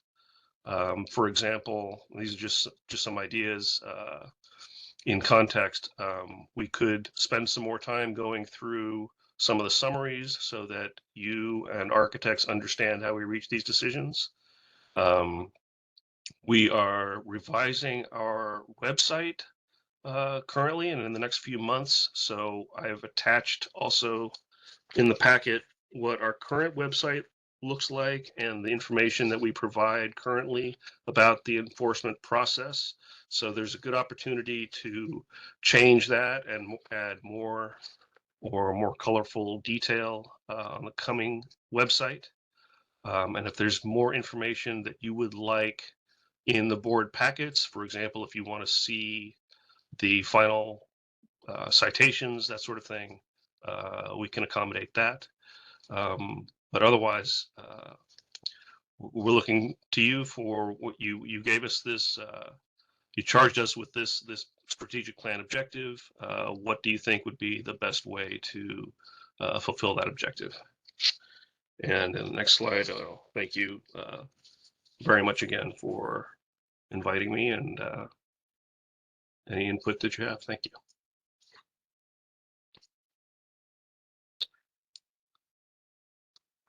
Honey, I think you're muted.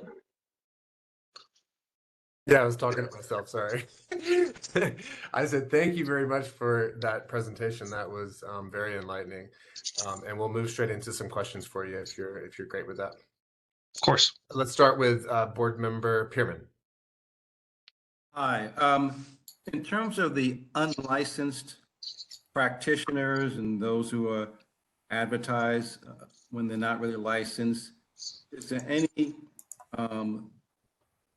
information you have about the traits of that population, meaning are they trying to people from allied practices, so to speak, interior designers and things like that? Do they typically have some architecture and design programs they've attended at least?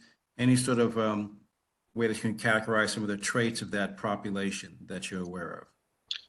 So off the top of my head, I can tell you that a lot of the subjects of those investigations are either contractors or developers who want to get into design, or they are designers who did not get a license, or they are architects from another country who are unfamiliar with the restrictions on what they can do in California and what they can call themselves in California.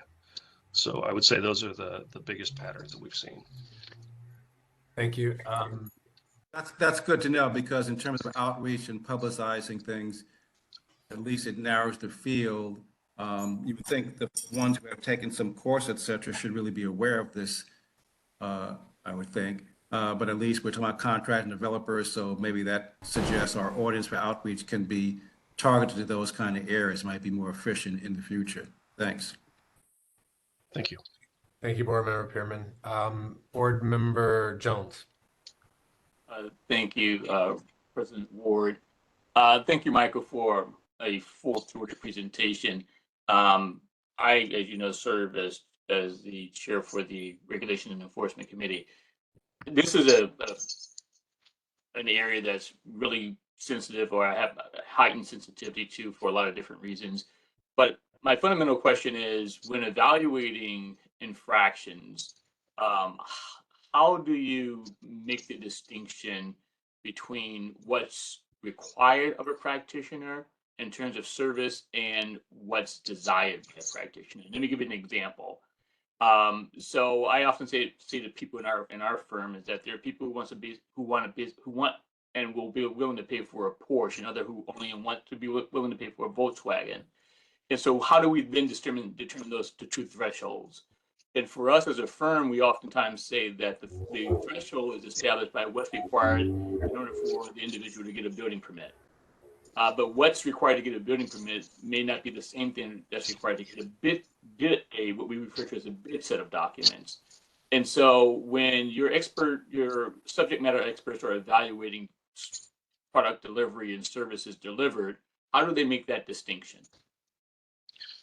So that's a great question, because I think the law on that issue is intentionally vague. It is up to the community of architects to make that determination, and that's why we have licensed architects that do that. In fact, most of our SMEs, our subject matter experts, are courtroom experts as well. So they get called for civil cases on these very issues, and they do their research based on our Architects Practice Act, on ethical standards of that might be promulgated by AIA, by their own understanding of standards within their community. I would say that it's usually pretty clear once it's been documented, when somebody has made an error that is worthy of a more severe penalty. So we send out a lot of letters of advisement telling architects, to watch out for this or that, usually having to do with their business practices.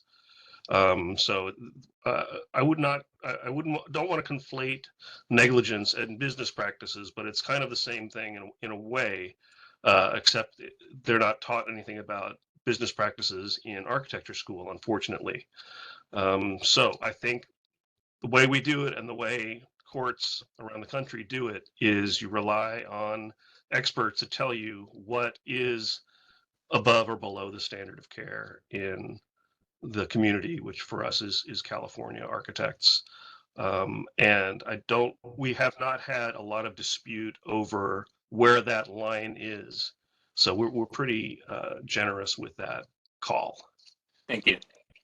Thank you. Thank you, Vice President Jones. Member Manukian. Yeah, I was looking at the materials that was sent to us, and you mentioned it in your presentation about written contracts, issues that come about because the contracts between the architect and the client is sort of vague or ambiguous or just poorly written. Just curious, is there such a thing? And maybe you're not the person to answer it.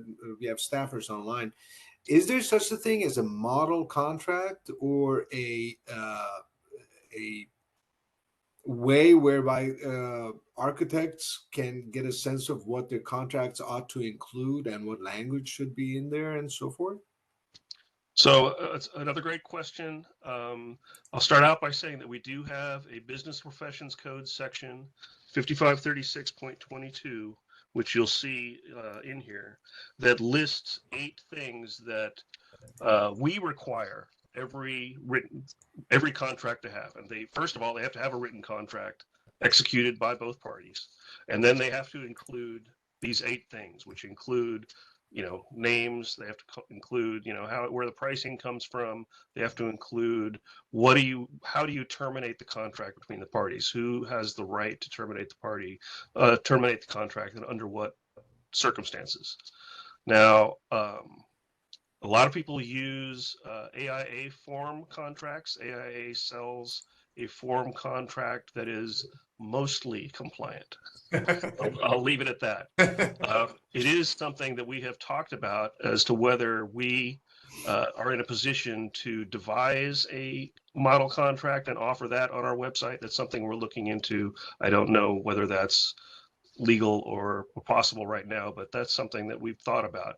Right now, we'll rely just on that code section.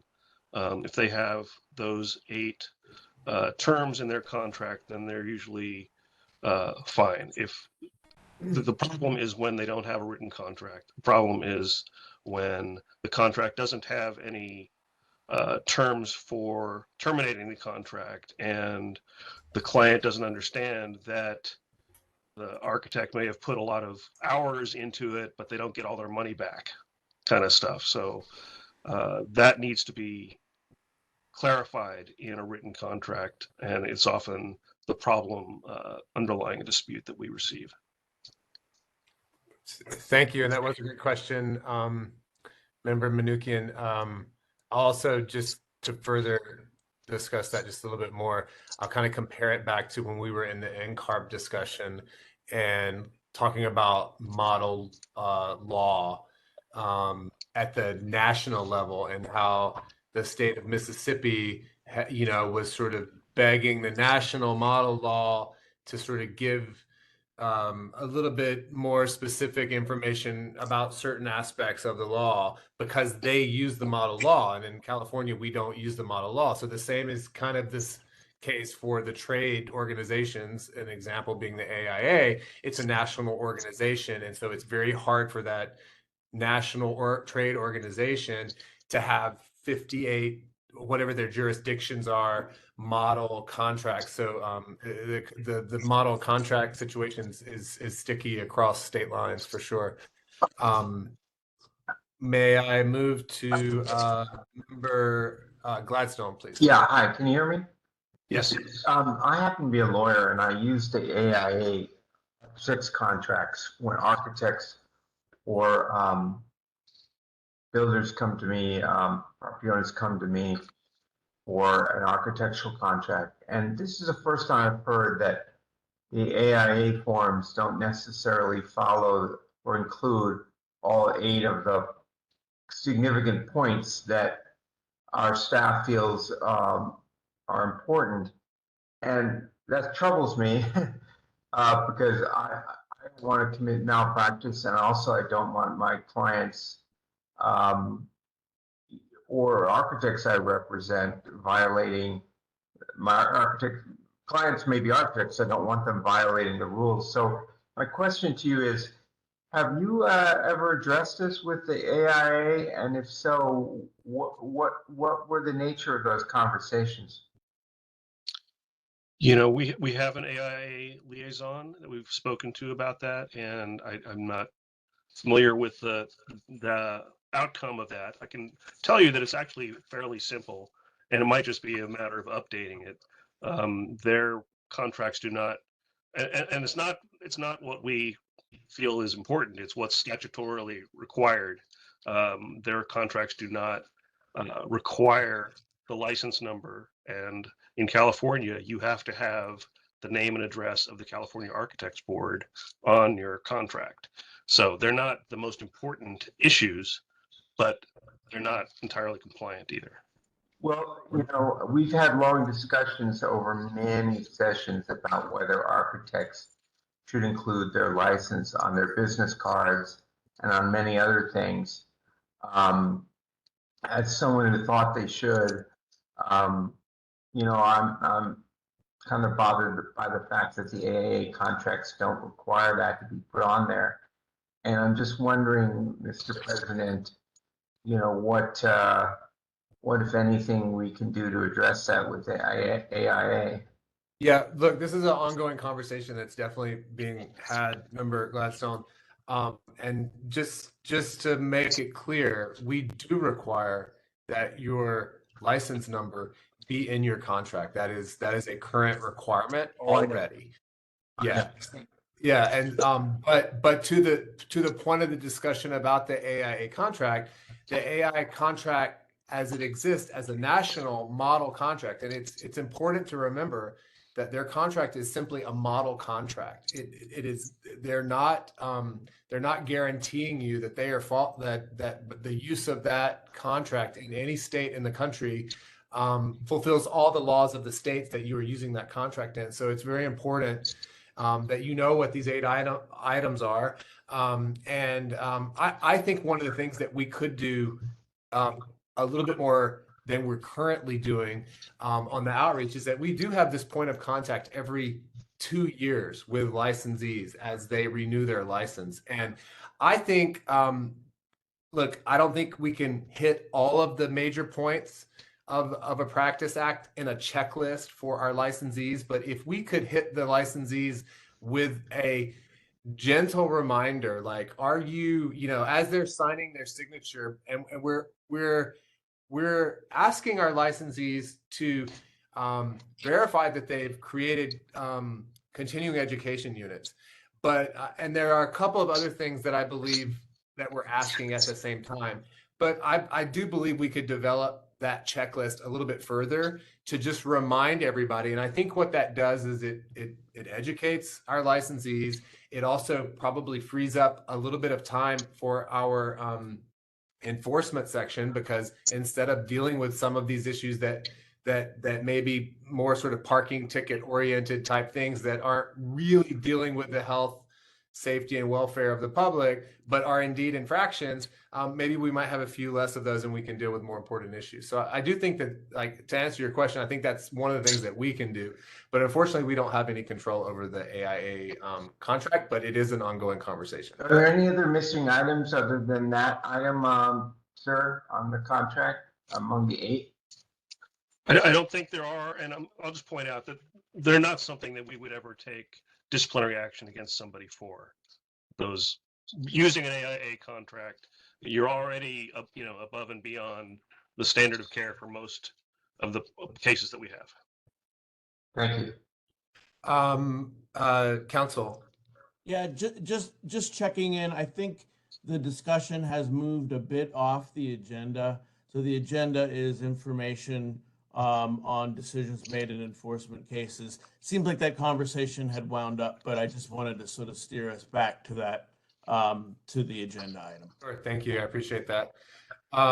Member Kwan, I saw your hand up earlier. Have your, okay, so has everyone's questions been addressed? As you can see, this is a complicated and intense part of what the Architects Board does. So we sure do appreciate all the hard work that's being put forward. Shall we move to public comment on this section?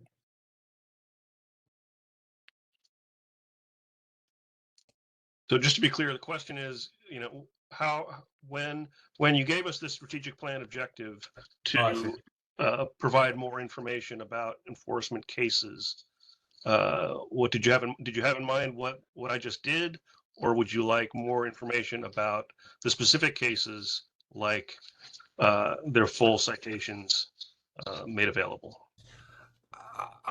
I'm going to speak to this. I personally think that maybe we just need to be, as board members, it's kind of the same as NCARB. I believe that you guys are putting the information out there even publicly, right? So I think as we're sort of inundated with the information that our board needs to sort of update themselves on as we reach each of these board meetings, maybe that we should have that newsletter information packed back into our agenda so that people are aware, and there's always a constant sort of embodied knowledge by the board of the citations that are being out there. That, for me, what you did today was crystal clear, and anybody else can sort of say otherwise. But I do think we just probably need an embodied, constant reminder of what's going on, so that this question about, well, what happens is when there's no discussion or reminder that there's enforcement out there, I think the board just sort of goes to a place of, oh, well, there's not been any enforcement, you know, which couldn't be further from the truth. So I think for me, if we just had it included in the quarterly board packet, that would suffice and would be a huge step forward for most of us. And from the board, I actually think that the other issue too is that there was a perception that the fines associated with various infractions were just random, and I think the presentation clearly indicates how those citations and penalties are assigned. Yeah, 100%. And that is a question that comes up in some of our closed sessions. We don't understand the history and where those are regulated, and I think it's clear now. Board member. You're calling me? Yes. Yeah, thank you. So I just want to thank staff and Mike and Laura. We requested that we want to hear how staff handles the case. This is a great introduction, and you can tell the board members' reaction and discussion. I just want to thank you, and maybe we do need to few more of these sessions, cover broader spectrums that the staff's experience. I don't think the board member want to get into the detailed decision renditions, but the information help us to understand how these cases are handled and based on what principles. That will have influence on policy level that board conducts. So thank you for the information. Thank you. Here. Thank you, Member Feng. Any more comments? Okay, I had rushed to public comment, so now we'll go to public comment. Thanks for reminding me of the point. We're now accepting public comment via WebEx. If you'd like to make a comment, please type the word comment in the Q&A box in the lower right-hand corner of the screen and send that comment to all participants. Dial-in users, please dial *3 to raise your hand, and we will call on people in the order we have requests. Let's take just a few seconds now to see if we have a request for public comment.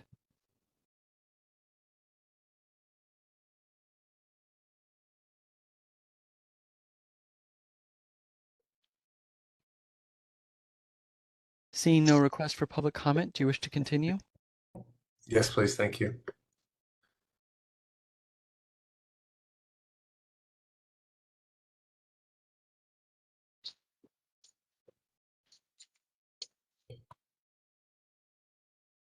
Thank you all. Thank you very, very much. We sure do appreciate you.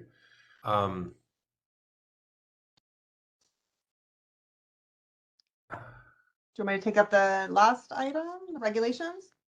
Yeah, that's what I was just, I got lost in the agenda and I was like, oh man, yeah, that's definitely not for me. This is item L. It's on page 110 of your electronic packet. So we have 3 regulations, but they're pretty straightforward. So the first one makes changes to our existing section 109, which deals with the filing of applications. We had to make a few changes to our application forms to reflect some legislation. One is AB 2113, which requires us to expedite applications for asylees, and also AB 2138, which changes how we handle and consider criminal convictions. So we need to modify the forms to reflect this information.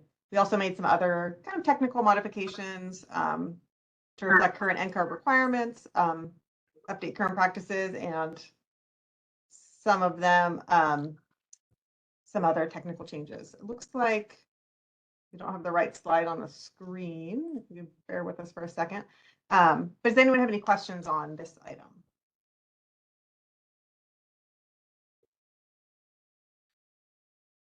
It does make sense to me. When I read through earlier, do we need to take any action on any of these items, or are all of these done by staff?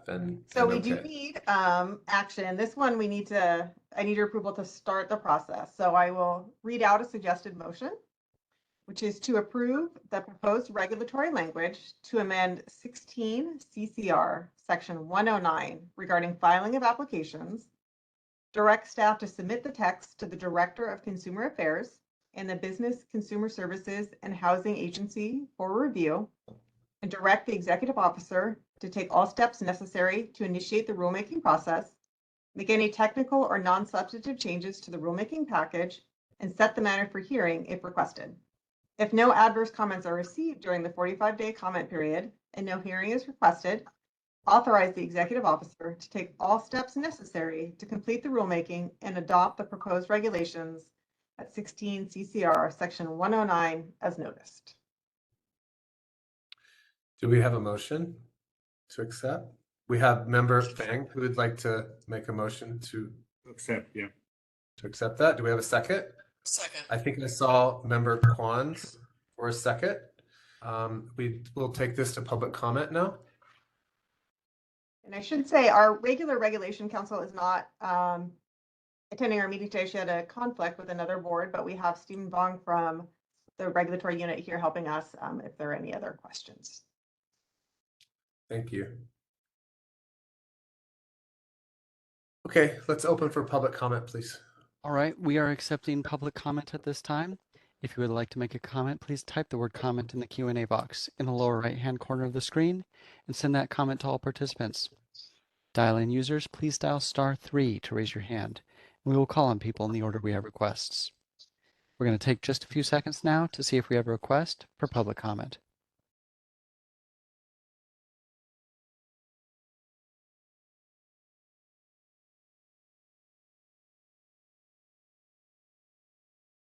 Seeing no request for public comment, do you wish to continue? Yes, please. Thanks, moderator. Executive Officer Zuniga, do we need to make any more motions on the other items? We do, but I think we probably need to take them individually. All right. Sorry, Yeah, I'm sorry. I so was trying to rush. I think My apologies. we're ready. We could call roll on this item. Secretary Gladstone, would you please take a vote? Charles Ward. Yes. Ronald Jones. Yes. Rick Gladstone. Yes. Tien Fang. Yes. Mira Kanani. Yes. Yeah, sorry, Mitra Kanani. Yes. Yes. Sylvia Kwan. Yes. Ebony Lewis. Yes. Robert Kerman. Aye. Nilza Serrano, I think, is out. And Leonard Mnuchin.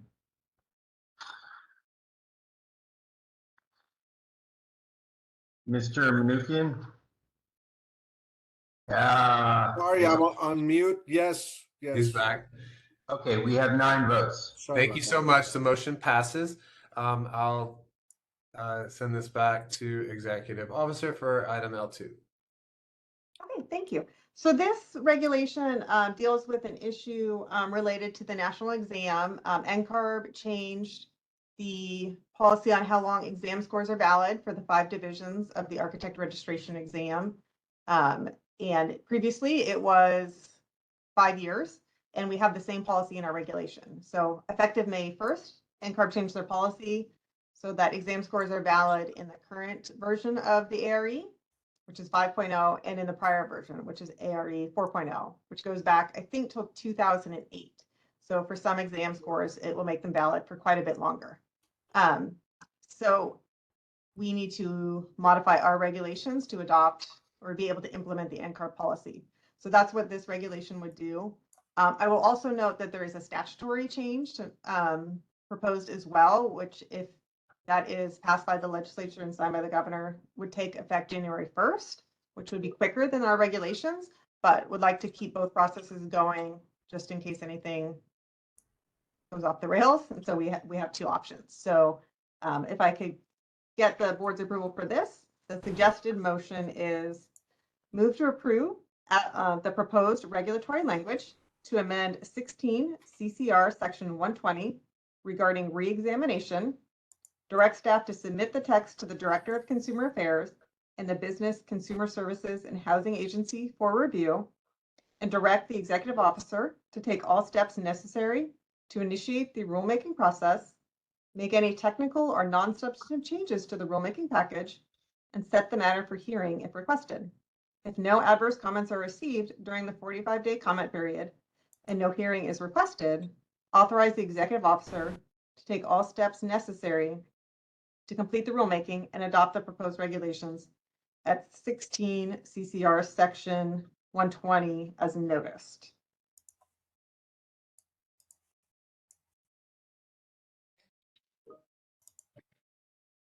I move to approve the resolution, sorry, not resolution, staff recommendation. Thank you for that, Member Fang. But just before you do that, I want to go to Member Kwan and ask if she was going to make the motion or if she had a question about it. It's fine that Dan made the motion. I just wanted to emphasize how important this is. Okay.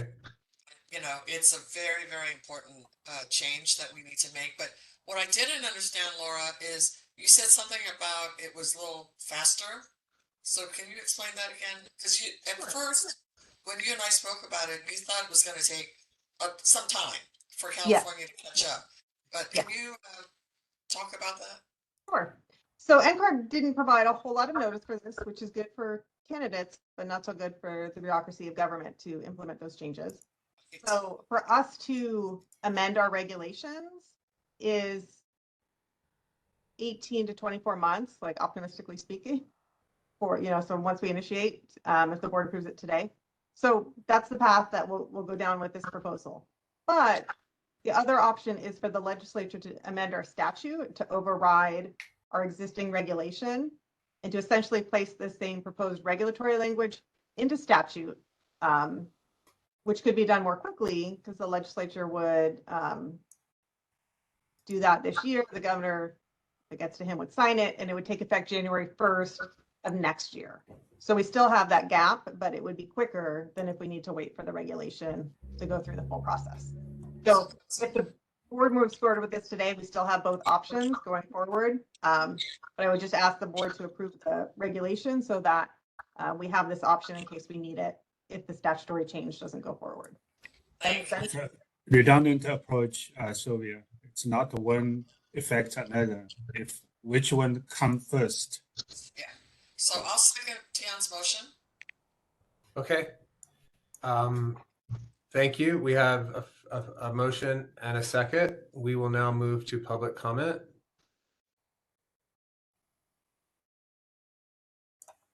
We are now accepting public comment. If you would like to make a comment, please type the word comment in the Q&A box in the lower right-hand corner of the screen and send that comment to all participants. Dial-in users, please dial *3 to raise your hand, and we will call on people in the order we have requests. We're going to take just a few seconds now to see if we have a request for public comment.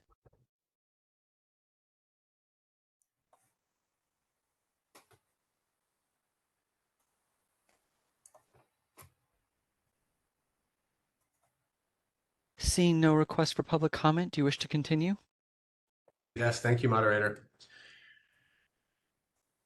Secretary Gladstone, may we take a vote on the motion, please? You're on mute, just in case you forgot. Charles Ward, Yes. Ron Jones, Yes. Rick Gladstone, yes. Tien Feng, Yes. Mitra Kanani. And she stepped away, Mitra. Sylvia Kwan. Yes. No, I'm here. Oh, I sorry. said yes, sorry. Mitra is a yes. Yes. Ebony Lewis, Yeah. Robert Pearman, Aye. Nilza Serrano, I think she stepped away. Leonard Manukian, Yes. so it passes with 9 votes. Thank you, Secretary. The motion passes, and we will go back to our executive officer for L3. Okay, our last regulatory item. So this is for landscape architects. The board previously approved a regulation to implement changes to their national exam for landscape architects. They are changing their versions, and so LATC needed to modify their regulations. And the board approved that, and that took effect. But since that time, their national association is administering one more version of the old exam. So we need one more regulatory change to allow for that. So the suggested motion for that item is move to approve the proposed regulatory language to amend 16 CCR section 2615 regarding form of examinations, direct staff to submit the text to the Director of Consumer Affairs and the Business, Consumer Services and Housing Agency for review, and direct the executive officer to take all steps necessary to initiate the rulemaking process, make any technical or non-substantive changes to the rulemaking package, and set the matter for hearing if requested. If no adverse comments are received during the 45-day comment period and no hearing is requested, authorize the executive officer to take all steps necessary to complete the rulemaking and adopt the proposed regulations at 16 CCR section 2615 as noticed. Thank you. Before anyone receives and accepts that as a motion, are there any comments or questions? Okay, would anybody like to make that motion?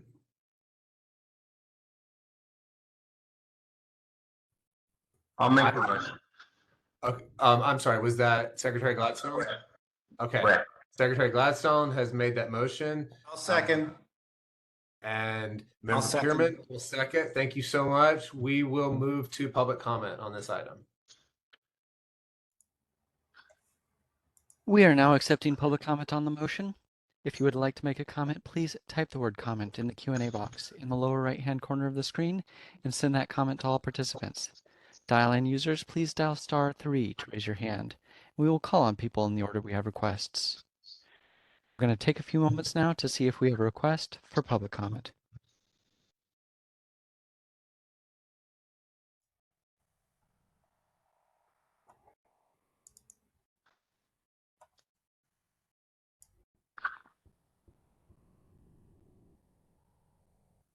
Seeing no request for public comment, do you wish to continue? Yes, please. Thank you, moderator. Okay, we are now nearing the end of this meeting. I'm trying to get to the dates section for. Oh, I'm sorry. Yeah, we hadn't voted. We need a Sorry. vote. Thank you. Thank you. Yes, I got ahead of myself again. Okay, Secretary Gladstone, will you please take a vote on the motion? Charles Ward, Yes. Ronald Jones, Yes. Rick Gladstone, yes. Tien Feng, Yes. Mitra Kanani, Yes. Sylvia Kwan, Yes. Ebony Lewis, Yes. Robert Pearman, Present. Aye. Niels Serrano is not on. Leonard Manukian. Yes. Okay, that carries for 9 votes. We passed. So thank you so much. We'll move on to, well, first of all, I'd like to thank our executive officer. I've definitely gotten a window into all that she does on a much closer level, and boy, do I appreciate it. So thank you, and thank you for leading us through that section. I appreciate it. Okay, last, it's time to review future meeting dates, and just to remind everybody, then the next LATC meeting, which is August the 11th. Our next board meeting, September 8th. I'd like to propose that we do that in Sacramento. And then the LATC meeting on November the 3rd. I'm not sure the location of that either, but and then our December the 1st meeting, I think we'll travel somewhere besides Sacramento. So that date and location, open to suggestions, but I think we went north last, so maybe we go south next. I don't know. So if that sounds good to everybody, we'll sort of keep that in mind and figure it out. Do we ever meet in the middle of California? Sacramento. Not often possible, but driving though. We met in San Luis Obispo.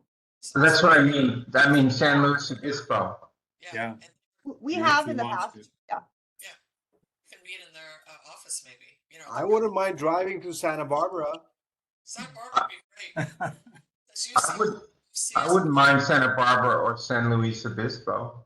Yeah, that'd be fine. Okay. Can we look at do that that for for the September 9th, 8th meeting? No, December 1st. December September the 8th, we're going to Sacramento. Oh, don't be so judgy.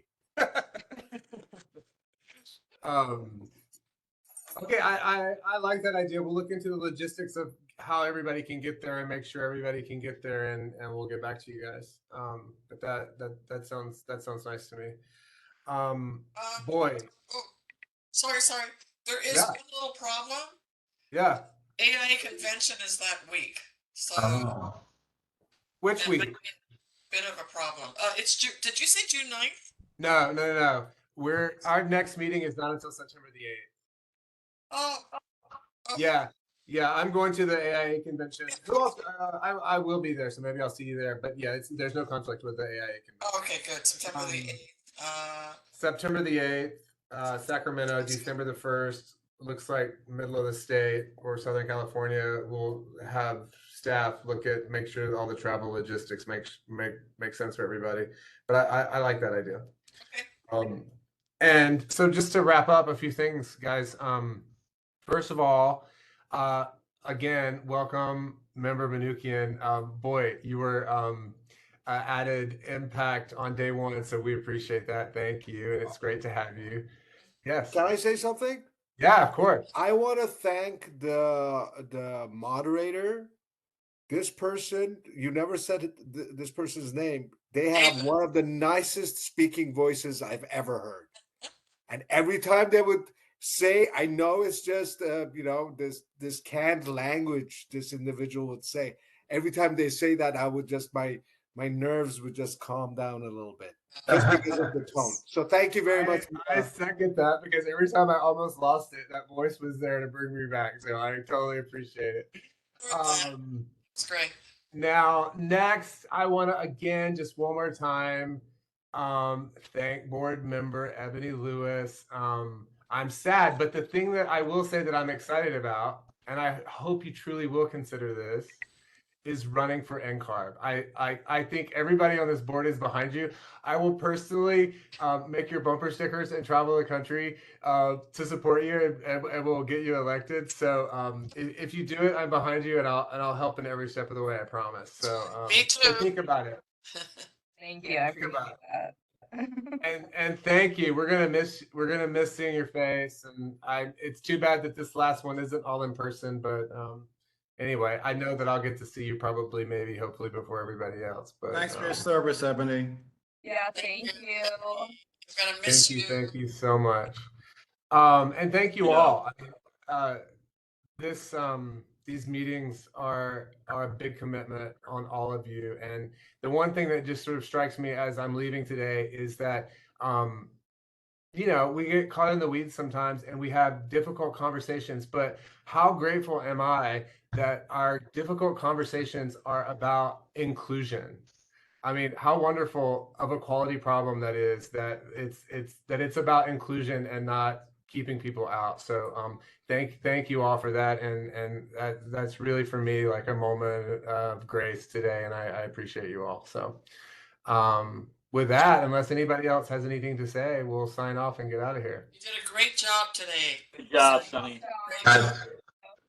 Thank Great you. job. I'll see you guys soon. Take care. You will. Take care. Bye. Hey, let's adjourn. Be safe, everyone. Oh, yes. Is the meeting adjourned?